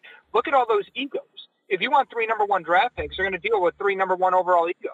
Look at and I'll bring up the Warriors. There's that's Stephen Curry, Klay Thompson, Draymond Green, a 2nd-round pick, a 10th or 11th overall pick, a 6th overall pick, and they gelled together as a team and they learned their roles. If you want to get all those number 1 overall picks, sweet. You have 3 LeBron Jameses on your team. Which one is going to be the one who runs the team and who's going to follow in line? There is no order. There is no pecking order. You know what I mean? And it's not like a bunch of NBA veterans got together and made a big 3 and understood we're going to have to make sacrifices, yada, yada, yada, this and that. They're all there to make a paycheck. I mean, Boston's dealing with this now in an inadvertent way in a more, they did very smart front office work to get all these young assets, but they're dealing with kind of the same issue. Is these guys want to get paid. They want to make their contract. They're young and they want to make their presence known in this league. What do you expect when you're going to lose on purpose and get the biggest talents, the biggest egos, and not that that's a bad thing, but throw 3 number 1 overall picks in a row on the same team? Whose team is it? Who backs down first? And so I just don't think that's good for Cowboys. I think there's nothing that they can do to absolve this. They should just start running the franchise the way that somebody with integrity would. Yeah, I think the point that you hit that I do like, maybe it was the at least oversight, Ricky, for the process was putting a big 3 together. Because you look at Miami, that came together naturally. You look at Boston, that came together naturally. You look at Golden State, that came... None of these were natural. They were all moves. I'm saying like this is something that was like, hey, Miami was these 3 guys want to come together. That was a natural drawn to. You look at Boston; these were 3 veterans that all were just like one piece away of pushing together and being a great team, and they all knew that their goal was to win a championship, and they were at that point in their career to win that championship. In Golden State, they were drafted together, but like Bill made a great point, it was the draft pick positions. And that's exactly where I wanted to start is look at, I'm going to use 2 pair of players, Steph and Klay, Michael and Scotty, where if both of those, Steph and Michael are the guy. And there's even, like, I heard this week, I think it was on the Jump or it might have been on the Herd, where you look at Scottie Pippen. He never wanted to be the guy. He was fine being in Michael's shadow. Let Michael be the head of the team. I can just go out there and ball. I don't have to, like, Michael's going to be the one to answer questions. Everyone's going to want to talk to Michael. I can just go out there and ball. And then Michael leaves after 98. That next season, guess what? Scotty's got to do more than just ball, and he didn't like it. 93 too, 94, 95. Well, I mean, the team was real thing the same level. Where it happened was after Michael retired the second time. Then he goes to like his next team, same thing. Then he goes to like Portland, same thing. And I feel the same with the Warriors, where Steph's the guy. Steph is the one that can be the poster. Klay can just go out there and ball. And with the Sixers, Bill hit it right on the head. Ben wants to be the guy. Joe wants to be the guy. Jimmy wants to be the guy. Hell, there's even not rumors, more of opinions of like, oh, could the Sixers end up trading Jimmy Butler before the deadline to try to get something from him? Like, we're even like, that's the kind of stuff we're talking about on a team that wants to win a championship. Because, like, I don't agree with Bill where there's going, like, if they win a championship, the process is successful. But that's the bar to me. If you come anything short of that, then you failed, because that's every other team's goal that didn't do the process. Well, Dave, as the resident Sixer fan on the podcast, I think you should at least bring some positivity. Like, because Jake's not here to defend him. Yeah, I'll be the stand-in Jake. What's the counter to at least Ricky and Bill's points, where Bill's saying, the process has been a failure because it's lacks integrity. Ricky obviously saying that, I would probably say that most likely Philadelphia is not going to win a championship at least in the next 2 years. So that means he's saying it's failed. What would you say that at least the counterpoint is to saying it hasn't failed, or it's not a failure yet? I would say that you guys are still criticizing their 2 best players who are on rookie contracts. They've got 2 more first-round picks in the lottery that they haven't even seen play very much. I mean, Zaire Smith obviously nearly died, and Markelle got to see a smidge here, smidge there. But like, if his medical issue is resolved, one thing, Joe is not on his rookie deal anymore. The extension kicked in this year. Fair enough. 1 on rookie deal and 1 just off of it. Point being, it's too early to say. It's absolutely too early to say. The whole point of the process, admittedly, was to go get stars. That is what they've done. They have 3 stars on their team. That is what the process had the point for. As far as integrity goes, they didn't have any. I don't think anyone cared in that front office. The whole point was, what would you rather do? We were a team that sat in the middle of the NBA for how long? And we couldn't get over the hump. Guess what? Nobody wants to come here in free agency during the current time period, early 2000 or late 2000s into the 2010s, and they were just stuck. And how do you get unstuck? You start moving pieces and you start rebuilding. And they went the most effective way they could, and something that we hadn't seen the NBA for. I don't think that anyone should penalize them for taking advantage of the system that was in place. The system was broke. They took advantage of it. You're saying don't hit the player, hit the game. Damn right I am. I think that the biggest criticism for the qualifier for saying, well, they haven't won a championship is, okay, well, who's over 25 on that team other than Jimmy Butler, who's actually going to be playing there? JJ Redick is the only guy, and he may leave next year because there's going to be more money out there unless he really loved playing there. Yeah. So, and I think, Bill, the best way, at least we can wrap this up, is do you think the NBA, at least since the process has started, has done enough to at least kind of combat teams and push them away from doing another process thing with at least changing the lottery odds and some of the other measurements they have taken to kind of counteract tanking, at least? Just so I could, you said has the NBA done enough to prevent the purposeful? Is that how you? Yeah. So has the NBA done enough, in your opinion, to at least push teams away from doing another process? I think they recognize the issue. I think the NBA recognizes the issue. I think they want to combat the issue, and I don't think they have done enough because I think that, no pun intended, I think it's a process to figure out, what kind of ways you can prevent teams from purposefully, for doing exactly what the Sixers did. I don't think you could fix that in 1 year because you have to see trends and you don't want to make a bunch of rule changes and then, overcompensate in that way and just completely mess up the league. But I think they've taken some steps in the right direction, but I don't think it's the way I look at. I think that the lottery should be held for all the teams. I think for all the teams that don't make the playoffs, every team has the same odds to get every pick. Ooh. And it's rolled out there, and that will eliminate the teams who are obviously Victor Oladipo got hurt, but the Indiana Pacers of the world who are right there, right on the cusp. That'll eliminate when they were bad a few years ago, but they were on that maybe 7th, 8th, 9th pick overall. It'll eliminate those teams from being that stuck franchise, because at any time that you don't make the playoffs, you can get any pick. And you could be the team that just missed out and you get the number 1 overall pick, and wow, that could completely change your franchise. So I think it would add a little bit more integrity to the game.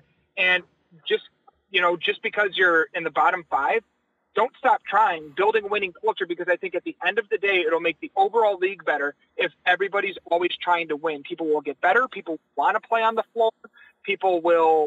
Players will want to get better. They'll want to be on the floor. They won't want to be sitting losing. And I think the fans will get way more enjoyment out of it. And, think about back when the Bulls got the number 1 overall pick with Derrick Rose. That, obviously the injuries that completely derailed what we had going there. But, we were, I think, had the 2nd to 3rd least amount of odds to get it. And and so the Bulls were on that cusp of, we're kind of bad, but we're not terrible.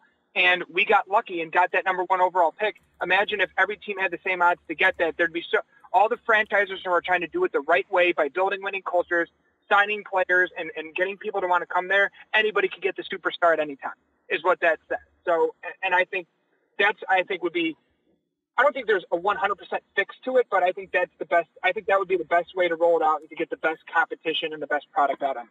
Yeah, and we have seen that before when the Knicks won the lottery. That was the way they did it. They just threw all 14 teams into the hopper. Obviously, everyone's seen the frozen envelope. Yeah, the Patrick Ewing, the frozen envelope thing. Yep. That was the way the lottery happened until 1989, until they went to the weighted lottery system in 1990. They also then switched, I think, in 87. They modified it to just it was the first 3 picks were determined by the lottery, and then it was flipped. So maybe you do at least. I kind of like the idea of at least possibly talking about the first 3 picks are determined by every team has the same odds, and the first like the 14 chaos. teams that don't the 14 teams that don't make the what's it called? Don't make the playoffs. Yeah. They get into putting the lottery for the top 3, and then it goes reverse order. Because that way, even if you are the worst team, you still don't get screwed. You still get a top 5 pick. But then again, I think we'll see how at least this year goes, and with the change of the weighted system, how that ends up turning out. Ricky, what are your thoughts, at least on has the NBA done enough? I mean, I'm just thinking, and this is a draft thing in general, because like I'm thinking of the different drafts. Baseball is obviously different because, I mean, yeah, sometimes like you pick a top 5 guy, top 10 guy, like depending on who it is. Like Chris Bryant, when the Cubs drafted him, we knew he wasn't going to be in the minors for long. Like he was there to get that extra year, and then he was going to be in the majors. But usually, you draft someone, they're going to be in the minors for some time. You've got hockey, which has a lottery system just like the NBA, but then you have the NFL, which doesn't have a lottery system at all. And I almost wonder, I'm looking at NFL to NBA, is it because of the type of games where the NBA can't do what the NFL does because it's easier to throw a game in the NBA because of how individual stars are highlighted more in the NBA compared to the NFL. Also, there's only 16 games. So, I mean, you could be a team that's still bad relatively, but still win 8 games and still go to the playoffs. And that's more important to a team than getting the number overall. Meanwhile, you can't put out, a full roster of G Leaguers onto the field in the NFL. Yeah. You just can't. Yeah. So you get because massacred. there is no G League for NFL. But like you couldn't put out like, third stringers for the entire third and fourth quarter to lose every game. The Montreal Alouettes onto the NFL. There we go. And you can hire Mark Trestman to be your coach. We'll go to Bill. Final thoughts on your process. I do love the tenacity and the fire you brought to this topic. It's been a fun time. Yeah, I just think that it's something, and the reason I'm very passionate about it is because it's the integrity of the game. Where I want to see the best players out there competing to be better, and by purposefully losing, it strips the league of that. And nothing against Sixers fans. I kind of feel bad for them that their front office did this. I'm a Bulls fan. Like I said, I think the Bulls front office is playing Russian roulette with a fully loaded weapon. No empty chambers in that, just completely themselves in the head. But so I see it for Sixers fans, but I don't. The way that to be proud or happy that your team is doing that, doing that in that way. Well, you got served with Jimmy Butler. Great, you have Jimmy Butler who's probably going to walk away and leave you with a star who can't shoot, and another star who's probably going to, maybe be out of the league by the time he's 32, or at least be a shell of himself at that point because of the way he plays in his body. I mean, I'm glad that it turned out this way. I think that the process is – I don't think the Philadelphia 76ers win a championship in the next 5 years. Okay, that's a 15-year window. I don't think a championship comes. I don't even think they sniff the finals. And I'm glad it's going to work out that way, not to slight Sixers fans, but so that other teams don't try to do that, and so that it keeps the integrity of the game a little bit. Hey, I will say, when the Bulls had Hoiberg, I knew we were tanking, but at least it was fun to watch games. You still made the playoffs with them. Yeah, I know. That was the first year. But even last year, it was fun. Like, Dave even said, when we fired him, he goes, man, watching Boylan lose isn't fun. At least Fred had fun out there. Seriously, Boylan's got to be the worst coach to have with a young team. But no, my final kind of thought on this is, there's no one set blueprint to get a team to a championship in the NBA. Mm-hmm. Like, we're in such a volatile time with free agency, the amount of power given to the players, that I don't think that there's any guarantee that doing or trying to recreate the process again will get you 2-3 All-Stars and the same hope even to where they are right now, where they've got a ton of potential. And if they can grow, they're really dangerous. I mean, you look at the top teams in the league. The Bucks hit on literally 2 picks, and the rest of them have been moved in from by the front office. The Raptors, homegrown talent, front office move, put them over the top. Pacers, front office move, 1 piece of homegrown talent. 76ers, absolutely covered. Celtics, they just fucked the Nets. Like, I just nailed it.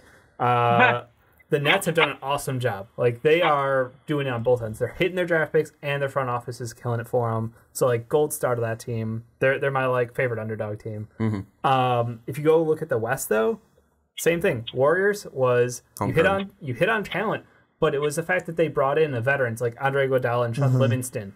David Lee, Andrew Bogut. Like, those are the guys who were the bones. They were the structure of that early franchise. They even took the vet minimum on DeMarcus Cousins. Exactly. What a smart move. Exactly. How could you pass that up? Didn't even know it was an option. Nuggets had a little bit of homegrown talent, and they're taking opportunities when they can. Obviously, the whole Nurkic situation worked out to get a great backup center. The one thing with the Nuggets I want to throw out there, so originally in, I think it was 2017, they drafted Donovan Mitchell. Could you imagine if they had him instead of Tyler Lydon? Because that's who that was the pick that swapped for. I thought it was Trey Lyles. Then no, it was Tyler Lydon. It wasn't Trey Lyles. I thought Trey Lyles was moved in that pick. Yeah, it was Trey Lyles. Yeah, it was Trey. Yeah. But still, I was like, if they had Donovan Mitchell, that'd be pretty cool. But that was besides the point. Thunder, they've got homegrown talent, but they also went out and got done the front office to bring in free agents and make trades. Trailblazers, homegrown, and then one trade to bring in Nurkic. Rockets completely front office. Clint Capella being the exception, but that was a long-term, low risk, high reward kind of pick. So I just look at the top teams in the NBA. You can't do it just doing one thing. So I think that the NBA, yes, I like your chaos theory, Bill. I think that's absolutely fantastic. If you don't make the NBA playoffs, you're entered in for either, like Sean said, top 3, maybe top 5 picks. just number 1 overall. No. I want it wider. Okay. I want it wider. I want to see some of these just missed playoff teams end up with some incredible talent. Because I'm with you. I think that would help the game, and I think that would help the balance. Because last year watching the Mavs, guess what? Got fined because their owner came out and said, "Yeah, we're not winning games. We want a better pick." I mean, the lineups they were putting out there were absolutely garbage, like straight up G League lineups. The Bulls, or you could be the This Thunder, year, have terrible. Durant, Westbrook, and Harden, and lose 2 of them. You could But draft again, 3 of those players and they've had then lose them amazing to drafts. free agency. They've had amazing draft talent. So, no, I think there's no one blueprint, but we're taking steps in the right direction. Yeah, and we'll see what the NBA does because, obviously, I don't think any team is technically tanking right now because you look at New York, and I don't know if they're technically tanking. They're trying out players, but, I think Cleveland might be. Well, Cleveland just lost the greatest player in my generation. So and then Kevin Love, their backup, has been out. All-star, got hurt. I don't think they're technically tanking. It's the LeBron the Suns rule. sort of, you want to question the tanking. They refuse to pick up a point guard. Yeah, but also they had a horrible front office move. That's just an ineptitude because they're terrible all over, they don't hired get a me guy wrong. with no experience who just got out of the league. Yep. And they fired who I thought was one of the better young GMs in the NBA and Ryan McDonough. Anyways, that's going to do it on the process. I know 76ers fans are most likely going to love it, even though Bill threw out so many disclaimers about it's not the fans. Bill, you'll get to learn that it doesn't matter. He's fighting for the fans' faith. He wants them to get the best product. Well, it doesn't matter. You said that you like Memphis. You want them to have a great team. Go back and listen to the beginning of the season. We got like 2 kill yourself comments. Yeah, so that's rough. Bill, I do want to say thank you for coming on. I do want to say also thank you for the passion you brought because that was a very fun 42 minutes, and we appreciate you being a patron. But let's move into the last segment, and we're going to talk about the end of GarPax, hopefully, in Chicago. We are going to welcome in our patron, Pat. Pat, first off, we want to thank you for being on the podcast. I know Ricky's excited to be talking about some Chicago Bulls, so thank you for being on. Thanks for being a patron. Oh, no thing. No problem, guys. Thanks for having me on. It's been a while, but I'm glad to be back, and especially to talk about the great duo of GarPax. So I want to get your feelings first because I know Ricky's feelings, I know Dave's feelings of the roller coaster of a ride that has been the 2018-2019 Chicago Bulls, at least season so far. Obviously, the firing of Fred Hoiberg, the hiring of Jim Boylan, and then you just see the lack of, coherency or just a lack of brain functioning from Gar Forman and John Paxson. So what have you thought so far of this Bulls season? Has it been a roller coaster for you, or has it just been kind of just a depression? Just someone just keep punching you over and over again. What's your feelings been so far? It's definitely the punching over. Because every day, since the Bulls have fired Fred Hoiberg and since Boylan has taken over, like every day it's just a different kind of another reason to make fun of the Bulls. Either they're going back to 1999 with their isolation post-ups that Boylan wants to champion, or it's players not progressing as we thought they would this season. Markkanen's not taking a leap forward. Zach LaVine not taking a leap forward. Chris Dunn still shoots his mid-range jumpers that everybody bags him for. And when those guys got injured at the beginning of the season, you saw that the absolute lack of depth that GarPax would say at the beginning, oh, we're too deep at every position. And they just weren't that way. They had no depth. They had nobody to carry the torch. They had nobody to keep them decently competitive while those guys are injured. And who built the roster? GarPax. Who fired the coach and replaced him with a guy who simply does not know how to work with today's players or work with today's NBA? GarPax. And so all of that is just let me okay, this has got to be the worst season I've seen as a Bulls fan, and I don't see any reason for GarPax to stay on, seeing as they're the ones who have perpetrated every decision that has led them to this point. And now we just have to sit back and watch the Bulls lose by 20 every night, and it sucks. I think that's a claim that I haven't heard from Bulls fans, but I don't think it's too surprising that this is the worst Bulls season that fans have seen. Personally, I haven't been long enough to actually determine. I think that to watch games. That would make sense, but at least take me through it, because you have been a Bulls fan for a while, Ricky. I know obviously you look at the post-Michael days, and it kind of made sense that that team was bad. They were still building up. Yeah. Has this been the toughest season for you to follow as well? Well, the toughest thing about this season has been, when Michael retired, it was just we lost the greatest player. That's why we stink. Whereas this, it kind of feels like management and the coaching is over here on the right.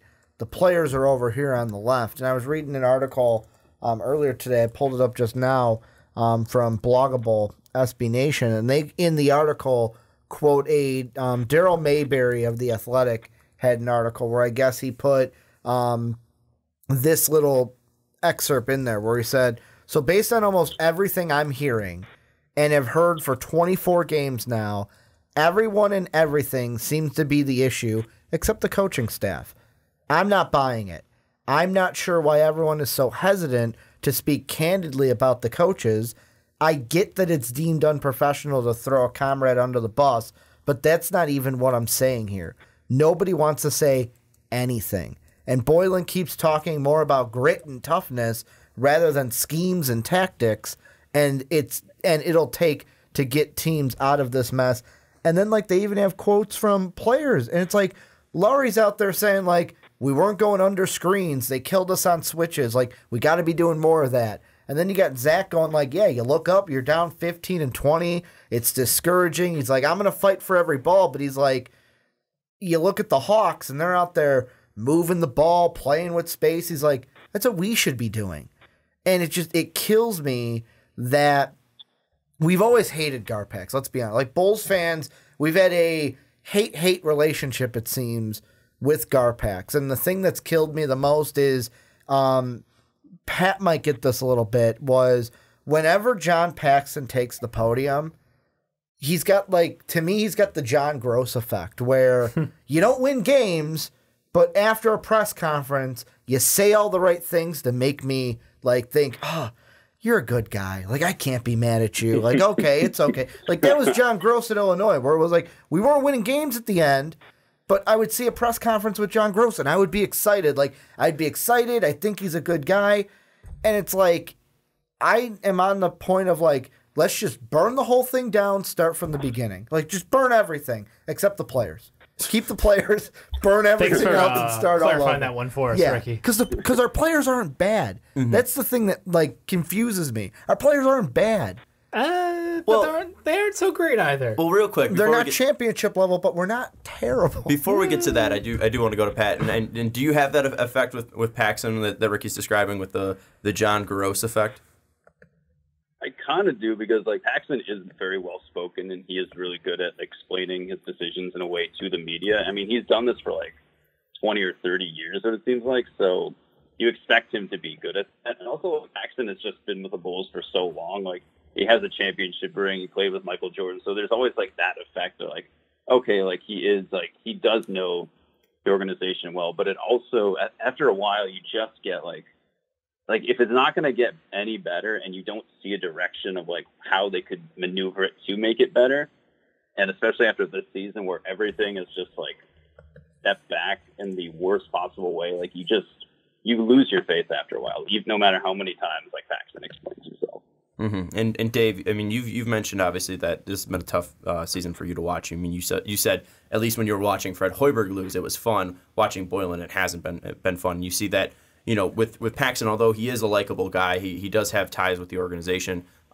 His ineptitude, it just seems like even if he was trying to do it on purpose, like no one could mess up this much on purpose. Like you're just failing in every single possible way. So what is the direction for the Bulls? What's any direction that is possible for the Chicago Bulls? What's the next step for this franchise in your mind that needs to be done? Do you think, in my opinion, or what's actually going to happen? We'll get to what's actually going to happen, because obviously we're saying that this should be the end for GarPax. Yeah. Bulls fans have been saying this for I think about 6 years now, that it should be the end of GarPaxson's reign. But obviously that's different than what Jerry's going to do. So at least in your opinion, and kind of taking what Pat said about the direction of the Bulls, what do you see as the possible directions for the Chicago Bulls? I mean, I'm still with Jerry. You probably got to get rid of another player to get some more cash considerations for Machado. That $75K is going to be huge. I mean, we got cash considerations from the Rockets. That's what I'm saying. Good. We need some more. $75K from him. There you go, Pat. Now you're in the Bulls mood. You picked the topic, Pat. I don't feel too sorry. I know. But in all likelihood, this is still a team with a couple of good pieces on it.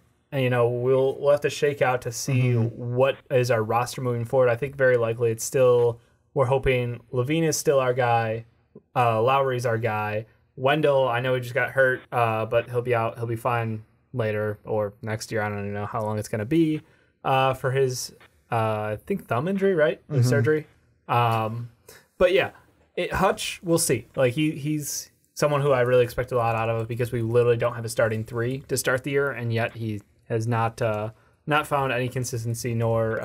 He's still young. I know that's what I think. But he's not the youngest, because remember, he's a 3-year college player. I mean, we were expecting a ready-made product. Not so much. So that's why I struggle when I watch, you know, Archie Diacono get minutes, when I watch guys like Shaq Harrelson get minutes, when as I continue to name players, I'm like, man, you're just getting more and more angry. Between Blakeney out there getting way too many minutes, Felicio, horrible like, you know the problem. The problem is that we make poor decisions in free agency, and we make poor trades. Like, we are one of we got so lucky with the Jimmy Butler deal.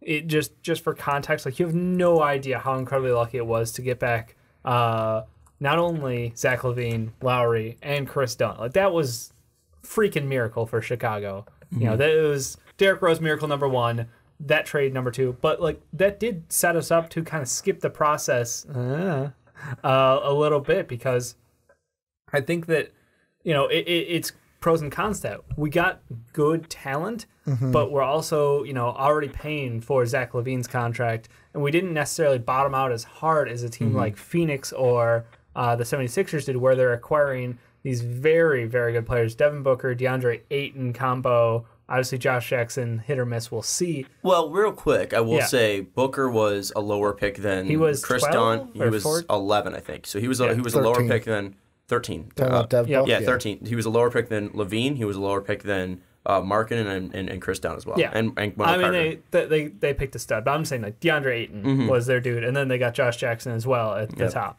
So I'm not even going to mention the Dragon Bender thing. We'll see. He just doubles, man. Yeah. He's got hope still.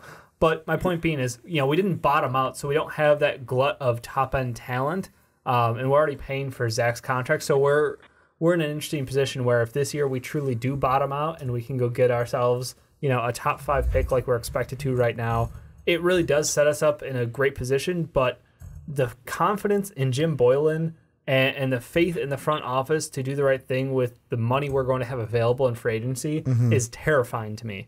I think both of those things, like, if we go in free agency with Jim Boylan as our head coach and whoever we end up with in the draft, I don't know that we're going to be able to recruit the talent we want to bring to Chicago.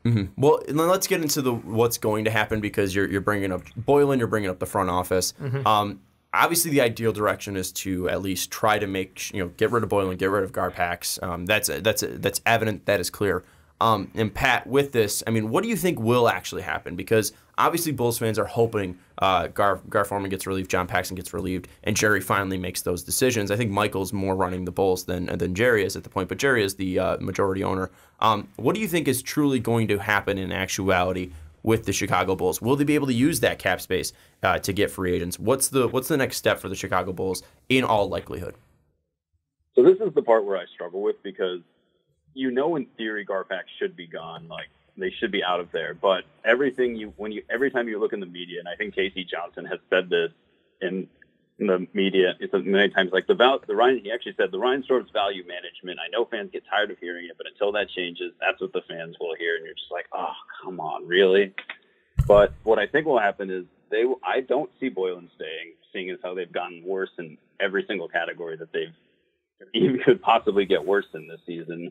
I don't see him there, so I still see GarPax staying. But the issue is, I don't think that GarPax will have an easy time bringing in free agents because of the whole way the Jabari Parker situation has been handled. I think that's going to set a really bad taste in a lot of potential free agents' mouths. And if they don't get rid of Boylen for some strange reason, free agents will just look at Chicago and look at the way they play and just go like, that's not a modern offense. Like, I don't want anything to do with that. I don't care if they offer me a lot of money. Like, I can't succeed there.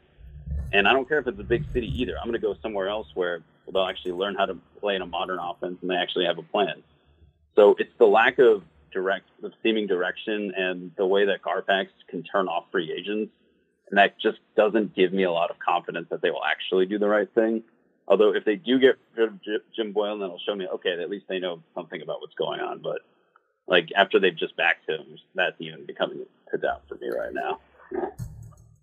I'll be completely honest. I'm getting flashbacks to, I can't even remember. They all run together at this point, but it was the year where Paul Gasol was on his last year with us. It was 2 years ago. And we were like, we need to trade him at the trade deadline, and nothing happened. Every time I checked the ticker to see if Robin Lopez is in talks or Jabari's in talks, I'm going through Vietnam flashbacks because I'm at this point I'm sitting there going, we're not going to move these guys. Mm-hmm.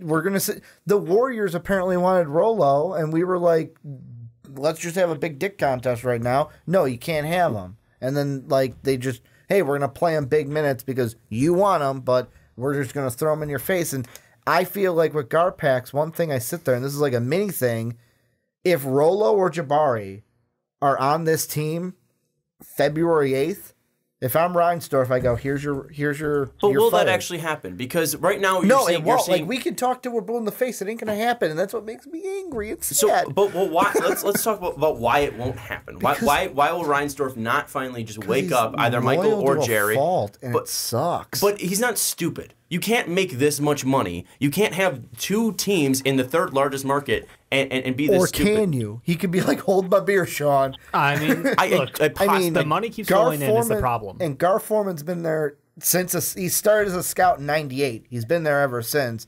And Paxson, you said, player, assistant coach, GM in 2003. We're just too loyal of an organization. And we keep selling out. We consistently we love our games. team too much, Dave. Yeah.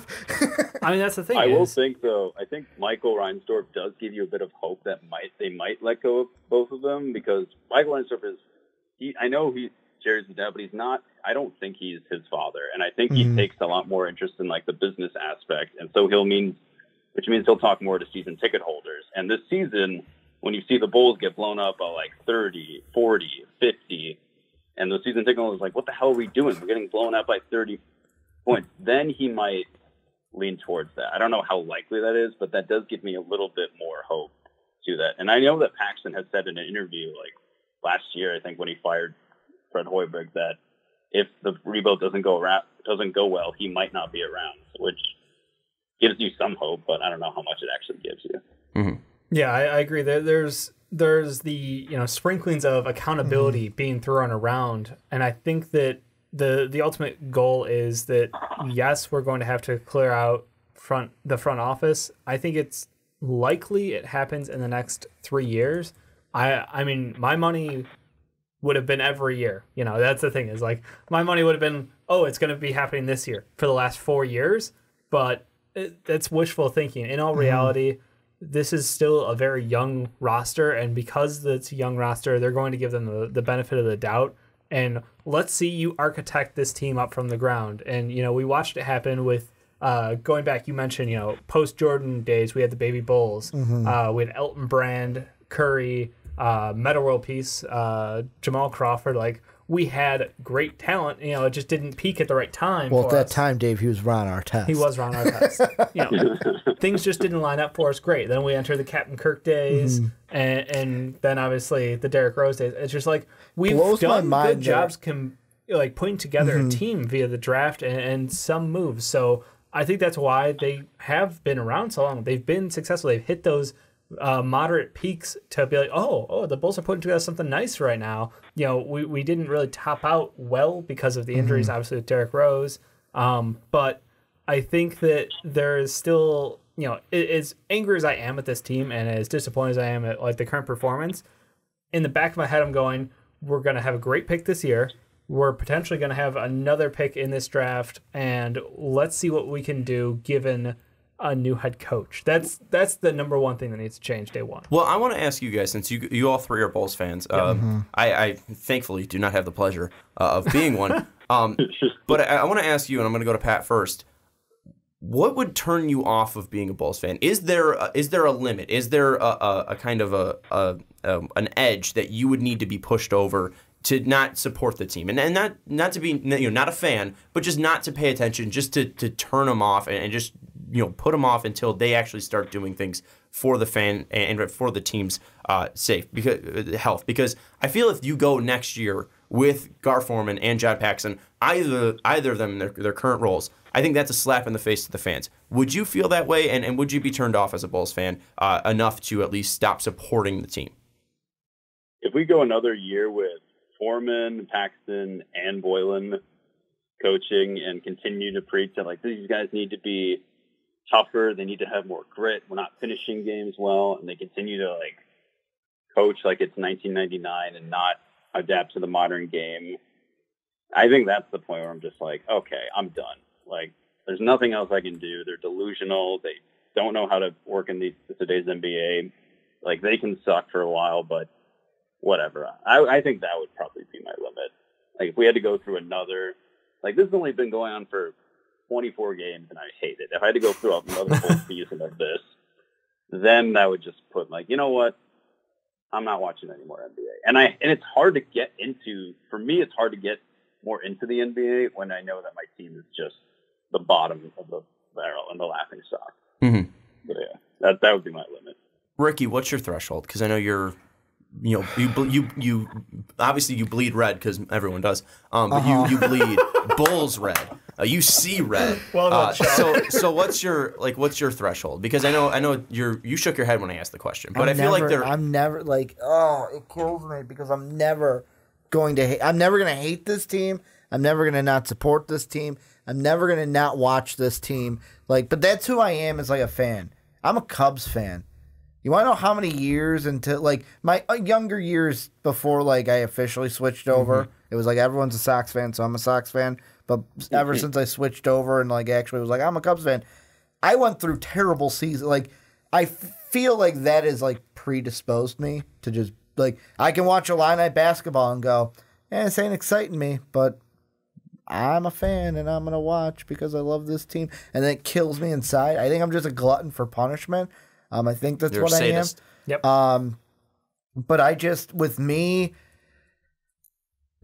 there won't be anything. And, like, that kills me inside a little bit because it's like, it's basically like going with Space Jam. I'm chained to the couch watching this team on Moron Mountain signing autographs. That's basically what my life has come to.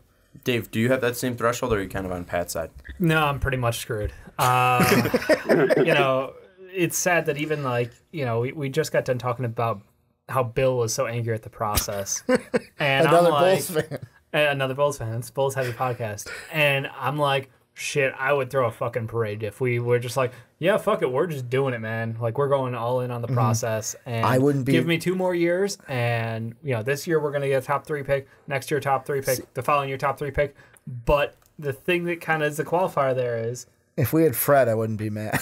I would. Like, this team, watching so this team lose sucks. Well, it's not, okay, just saying watch this team lose sucks. It's just not fun. It's not fun, but it's also not in the best development for the players. It's not in their benefit. Yeah. And I think that's the thing that hurts me the most is watching Jim Boylan. And they can tell. Cut minutes, absolutely destroy rotations, and change players' developmental arcs because he feels what he knows best. He feels he knows best. He's been around one of the greatest coaches in the NBA, so of course his opinion matters more than everybody else's. And I think that that's what hurts me is, we saw high highs out of Zach LaVine on Minnesota. We saw him when he came over. There was a spark to his game. He's exciting to start this year. He was putting up all-star worthy numbers in the East to start this year. And we're like, oh shit, like he's on that Devin Booker level maybe. And then Boylan's like, so have you heard about this 1998 basketball? And your minutes? No, we're gonna just dice them up real nice and fine.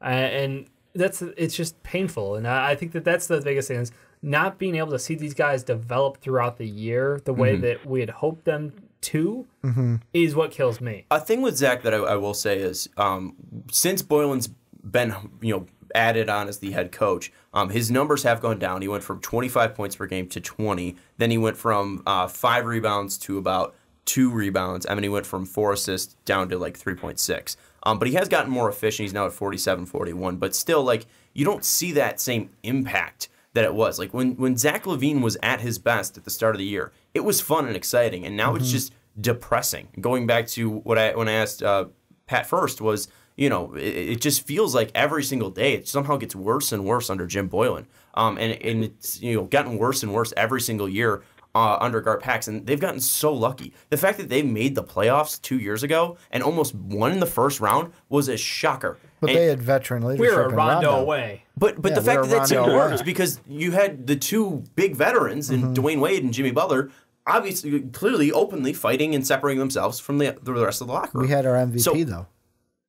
Okay, but you saw, again, they were lucky, is my point. Like they fell into that 8th seed, and the fact that they even gave Boston hell was shocking. That was just because Boston couldn't rebound. Yeah. They fell into the Derrick Rose pick. We talked about it. The 13th worst odds for that. They fell into that. They've consistently gotten lucky, and it's just, I feel like if I was a Bulls fan, I would just feel that at this point, like, there's nothing to cheer for. And until they're gone, there's nothing that I would be able to do because I'm not a sadist like Ricky. I couldn't put myself through this because, and maybe it's because I've been lucky to be a Tom Brady fan. I was right when I was 4 years old choosing hitching my ride to that wagon. But I haven't had that worst of success. Worst of success as a team. I mean, maybe the White Sox, but even then, it's like it's kind of fun now because we're in the talks of Machado and Harper, and maybe that will turn around. I've seen a world championship in my lifetime, so that's been easier. You guys saw the Bulls win a championship, so maybe it makes it a little bit easier for you guys as well. Makes it worse. With the Bears too, we've seen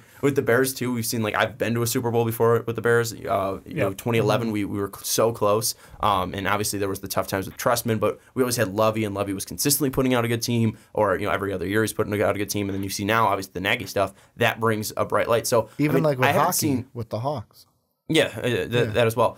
With the Bulls though, it's just like you've never felt like. I personally, looking at a team, I've never felt like there's been a solid team there, and the closest you got was with Derek. But even then, like those 2 brief years where it was like, all right, this team's going to be a powerhouse in the East until his injury. Then that was when the luck flipped on them. It was just like, fuck you, we're the Heat. I mean, there was the LeBron James, and we were always the dark horse to take down LeBron James. There was that one year we met him. This was my... You mean the timeout? No, not that. Not the Cavaliers. That was David Blatt with the Cavaliers.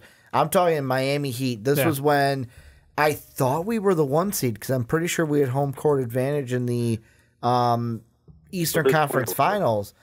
And I remember game 1, I think we won, and then the Heat just spanked us 4 straight. And it was the most devastating thing because I was like, this was our year.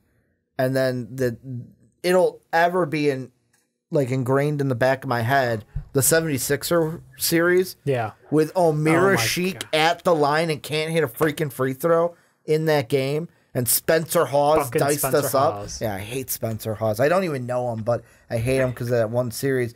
I want to ask basically Dave and Pat this. Because I saw this on Twitter and I don't know how to feel about it.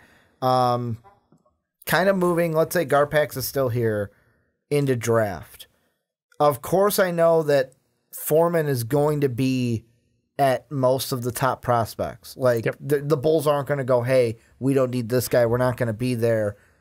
But how would you feel if the Bulls had the second or third overall pick and took Ja Morant over a Cam Reddish or an RJ Barrett? Either Dave or Pat, whichever wants to take Pat. first. Because, I mean, I would rather just take a forward and fix that 3 problem than take a Ja Morant. Pat, what's your feelings on this? I gotta be completely honest. I haven't watched a lot of John Morant, so I don't really know how he stacks up. But How I would tell you, as someone who hasn't seen him, I mean, I'm surprised you're not watching a ton of Murray State basketball while you're going for your PhD. You're not a degenerate like us with ESPN Plus. But he's a guy that would probably his ceiling would be Russell Westbrook. A little bit better of a shooter. He's got a better stroke at least. We don't know if that's going to be consistent. He's putting up near a triple double at Murray State. He does turn the ball over about like 5 times a game, but I think his assist to turnover ratio is about 2-1. So he has the ability to lead an offense, be explosive, be a pretty good defender. It's just really, can you trust his college numbers and will he translate to the NBA because of the level of competition he's playing? So I think that's intriguing, but I think we just, at the end of the season, we just have to see how Chris Dunn is doing. And if he's just not improving, then I think you can seriously look at that. And if we don't get the number 1 pick and we get the second or third, and we have a choice between him and Cam Reddish or RJ Barrett or whoever you want, then yeah, I can see that. I can see that happen. But I think we just really need to fix the wing position first, because that's an actual need that the Bulls have. And I'm just not sold on Chandler Hutchinson. Like, I don't know why we promised, like, there's a story that we had promised that that we would take him at that pick. And if that's true, I don't understand why we did that. I mean, are you telling me that you didn't want a 22-year-old 4-year college player for this young developing team? See, I don't really want to hear that from you, Dave, because you were totally sold on Hutchinson. So was Ricky. They told me he was Scottie Pippen. Yeah, that's what they told me. Let's be honest. I warned you guys. Let's be honest, though. The guy Dave really liked went 1 pick before Hutch to the Jazz. Yeah, he's not doing so hot right now. He can shoot. He just doesn't play defense. They don't play him. Well, Dave, going with you, because obviously you're a big Ja Morant supporter. Yep. Would you be fine with them going with the point guard? I would be. Chris Dunn does not get it done for me. He is a limited point guard. Yes, he's defensively, fantastic, but his mid-range game is antiquated, and I think that it's one of those things where I'm going to say that, and then he's going to pull Ricky Rubio, move on, and find a 3-point shot on his next team, and be, like, fantastic. But at the same time, I look at Ja Morant's talent, and I'm like, I would absolutely love to have someone like that, because my favorite memories outside of the Jordan days are Derrick Rose, and Derrick Rose was basically uber, running that same Russell Westbrook train of elite athleticism. Derek obviously the slimmer build, but all just magic in the air. And Ja Morant kind of gives me that same spark of hope. RJ Barrett absolutely would fit this existing team like a glove. Same with Cam Reddish. I think RJ would be an excellent shooter. And that way, the ball can kind of be split up. We don't have to depend on Chris Dunn so much to be that lead point guard, because both Zach and RJ can kind of split that load. Yeah, I saw that tweet, and the first thing, like, it wasn't like no, Chris Dunn's our guy, but it was kind of like Chris Dunn's our guy kind of a thing. Yeah. Where I don't know if I like Ja Morant, I like what he does, but I might be furious. It might be what pick was that? What pick was I really angry at a couple years ago? There was one. Help us out. It was the Tony Snell pick. It might be another Tony Snell pick. Tony Snell was not a top pick. 30th.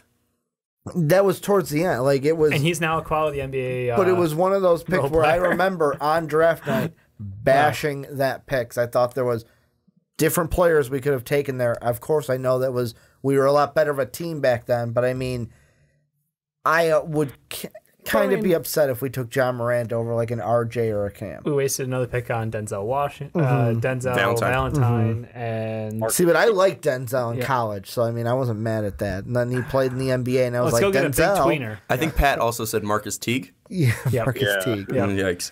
When We've we had some picked misses. him and Thibodeau wanted to draft Draymond, and we got Marcus Teague instead. Yeah. So, and again, that goes back to front office ineptitude, which we're dealing with. So let's get into prediction time about what will happen. What will the Bulls look like? Let's say come June 23rd in the NBA draft. Let's say they have a top 5 pick. I think it would be unlikely if they didn't. Pat, what are your predictions for the Bulls on June 23rd? Is GarPax still going to be in power? Is Jim Boylan still going to be the head coach? What do you think is going to be the look of the Bulls going into the 2019-2020 season? I think at the end of the season we'll probably still have Guard and Pax there because every source has said that like nope, they're safe. Like nothing has changed as of yet. But I think they will give some press conference relieving Jim Boylan, saying he didn't give us the grit and toughness we thought. We were out of games and we should not have been out of games. And I think they would, but what I would hope that they would do, and I really hope this prediction comes true, is that they'll actually interview more head coaching candidates and not be like so specifically set on one candidate like they were with Fred Hoiberg. Because they interviewed him and only him last time they interviewed for a job. And my prediction would be that they go and find someone that will include this modern offense and adjust to the players' strengths, and someone that the players will actually get along with and understand. And I don't think they like Jim Boylan. I would like Jim Boylan if I had to play for him. So my prediction is that GarPax stays, Boylan's gone. They'll have some top 5 pick at this point. I don't know which pick they'll have, but yeah, that's all I can predict for right now. I hear Luke Walton might be available. How would you guys like that addition if Luke Walton was available? I wouldn't hate it. Pat? Wouldn't dislike it, but I don't think he's gotten as much out of the Lakers as he should have. And I think the Lakers have more talent right now, young talent, than we do. So that doesn't give me a ton of confidence. Yeah. But I wouldn't hate it.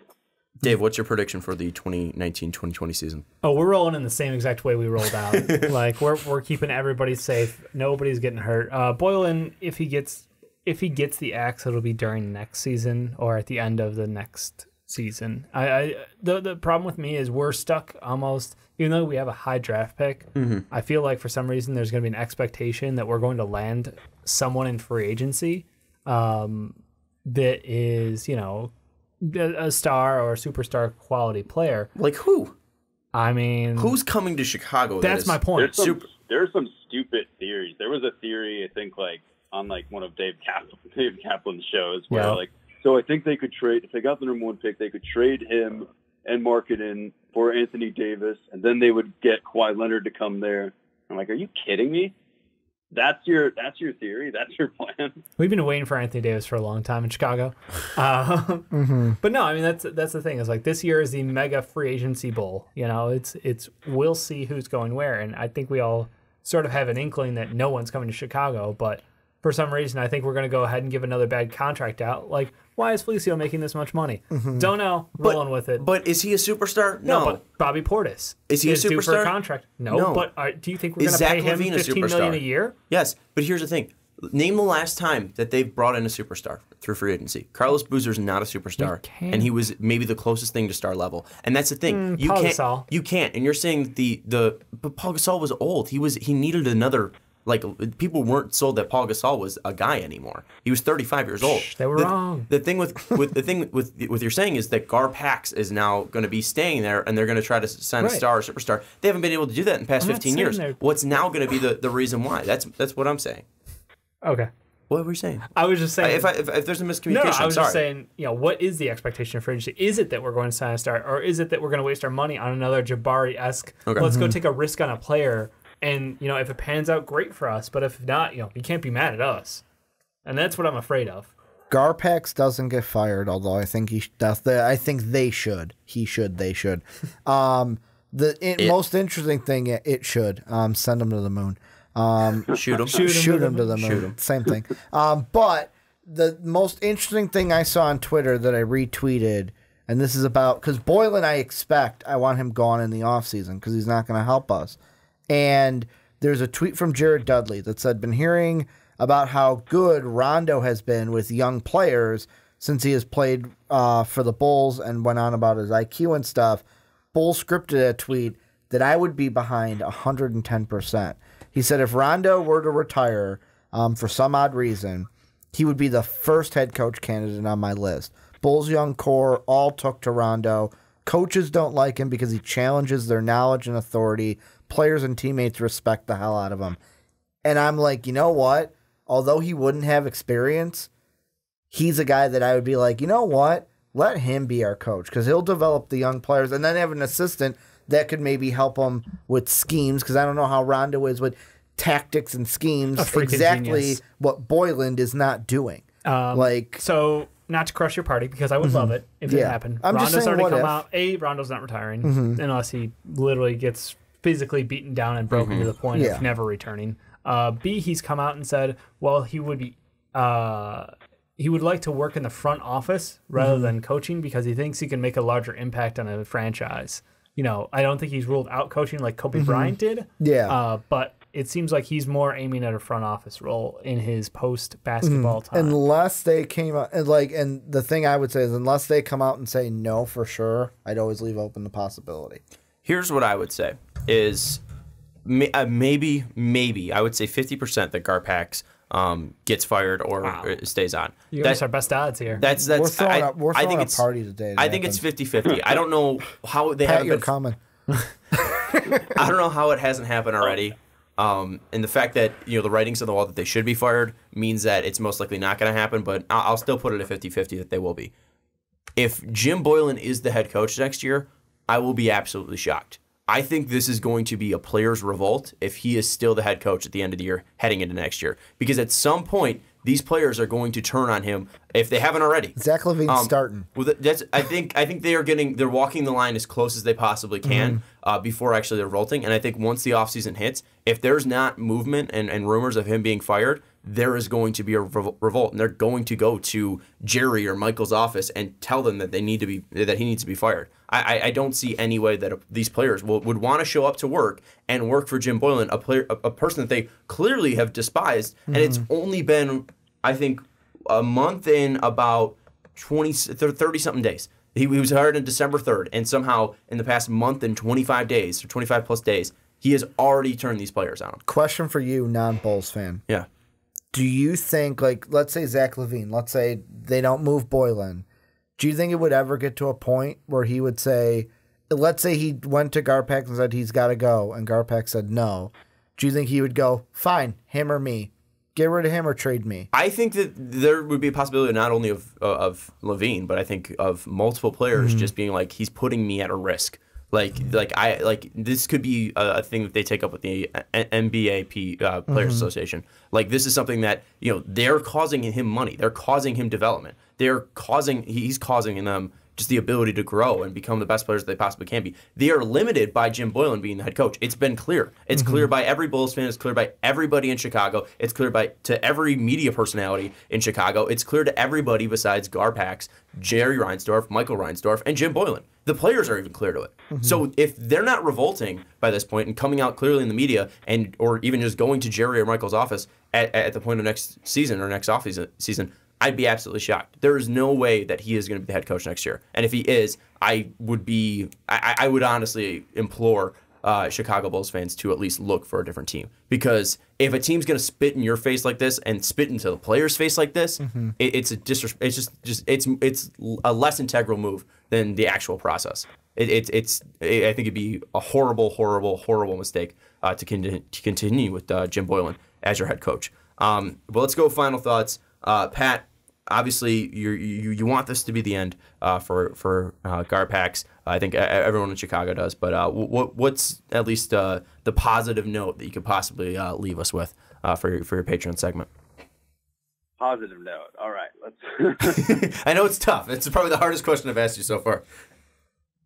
Okay, the positive thing I will say that while they've made a lot of stupid decisions, like I will admit that a lot of their decisions have not been that bad. They did swing off the Jimmy Butler trade, which at the time I thought like, okay, I actually like that move a lot, even though everybody at the time hated. I did like that they drafted Wendell Carter because I do think he is very promising, even though he had a bad end to the year. But I do like that. But I think this team just needs to be set in a better direction where they can improve now. Because obviously their coach is not helping them get better. They don't have the depth to like keep them in games and help lean on them. So if they were somehow able to spend their money, not on like another Jabari Parker, but like guys who can back up Levine and Dunn and Hutchinson and Markkanen and actually help them learn and teach them how to be professionals and get a coach who can teach them a modern offense, then I think they might show actual improvement next year. So I don't think the direction is so far off that it can't be righted, but it's on the onus of the front office to actually right that. And I don't know if they do, but I know that it's not that hard to do so. Dave, final thoughts. Shoot him to the moon. That's it. Keep it short and sweet. I like Pat's great statement, and then you just kept it short. Ricky, final thoughts. I feel like GarPax ain't going anywhere. Hopefully Boylan gets the boot. That's all we can hope for right now. We will see if they get the firing that they deserve. I'm telling you, if they do, we're throwing a party. Bill's coming, Pat's coming. We might have to fly Jake out here just for sympathetic. Jake has nothing to do with the Bulls. I know that's it's sympathy. Bill we and need Pat everybody for sure. involved. Right. They're coming. If you want an invite to the cookout, the GarPax firing party, hit us up on Twitter. We do want to thank Pat for a back-to-back great patron segments. Shout out to Pat. Shout out to Bill. They brought the fire. They brought the intensity. They brought the great statements. It was a good patron. And we're gonna blame Ricky. We had 2 great segments back to back, and he didn't set these up for the past couple of weeks or months. I'm sorry. So thanks, Ricky. But thanks to Pat for being on. We appreciate your patronage and loyalty. And go fight in Illini, right? Yeah. Did you almost say Irish? No, I was gonna say Irish. Paxton went to Notre Dame, so I don't think go Irish is the right way. That's brutal. Anyways, that's going to do it for the Fast Break Podcast. Again, we want to give a big thanks to Pat and Bill. Obviously, thanks to Ricky Widmer and Dave Oster for being on the podcast with me, as always. I'm Sean Anderson. Don't forget to check us out on iTunes. Search The Fast Break. Check us out on patreon.com/mostofoupodcast. If you want to be like the great Pat and Bill, you can be on a segment. Talk about your topic of choice. And then also check us out on Twitter, twitter.com/mostofouPod. You can talk to us over there. Give us your thoughts and opinions. That's going to do it for the Fast Break Podcast. Again, thanks to Pat, Bill, for Dave Oster, for Ricky Widmer. I'm Sean Anderson. We'll see you next time.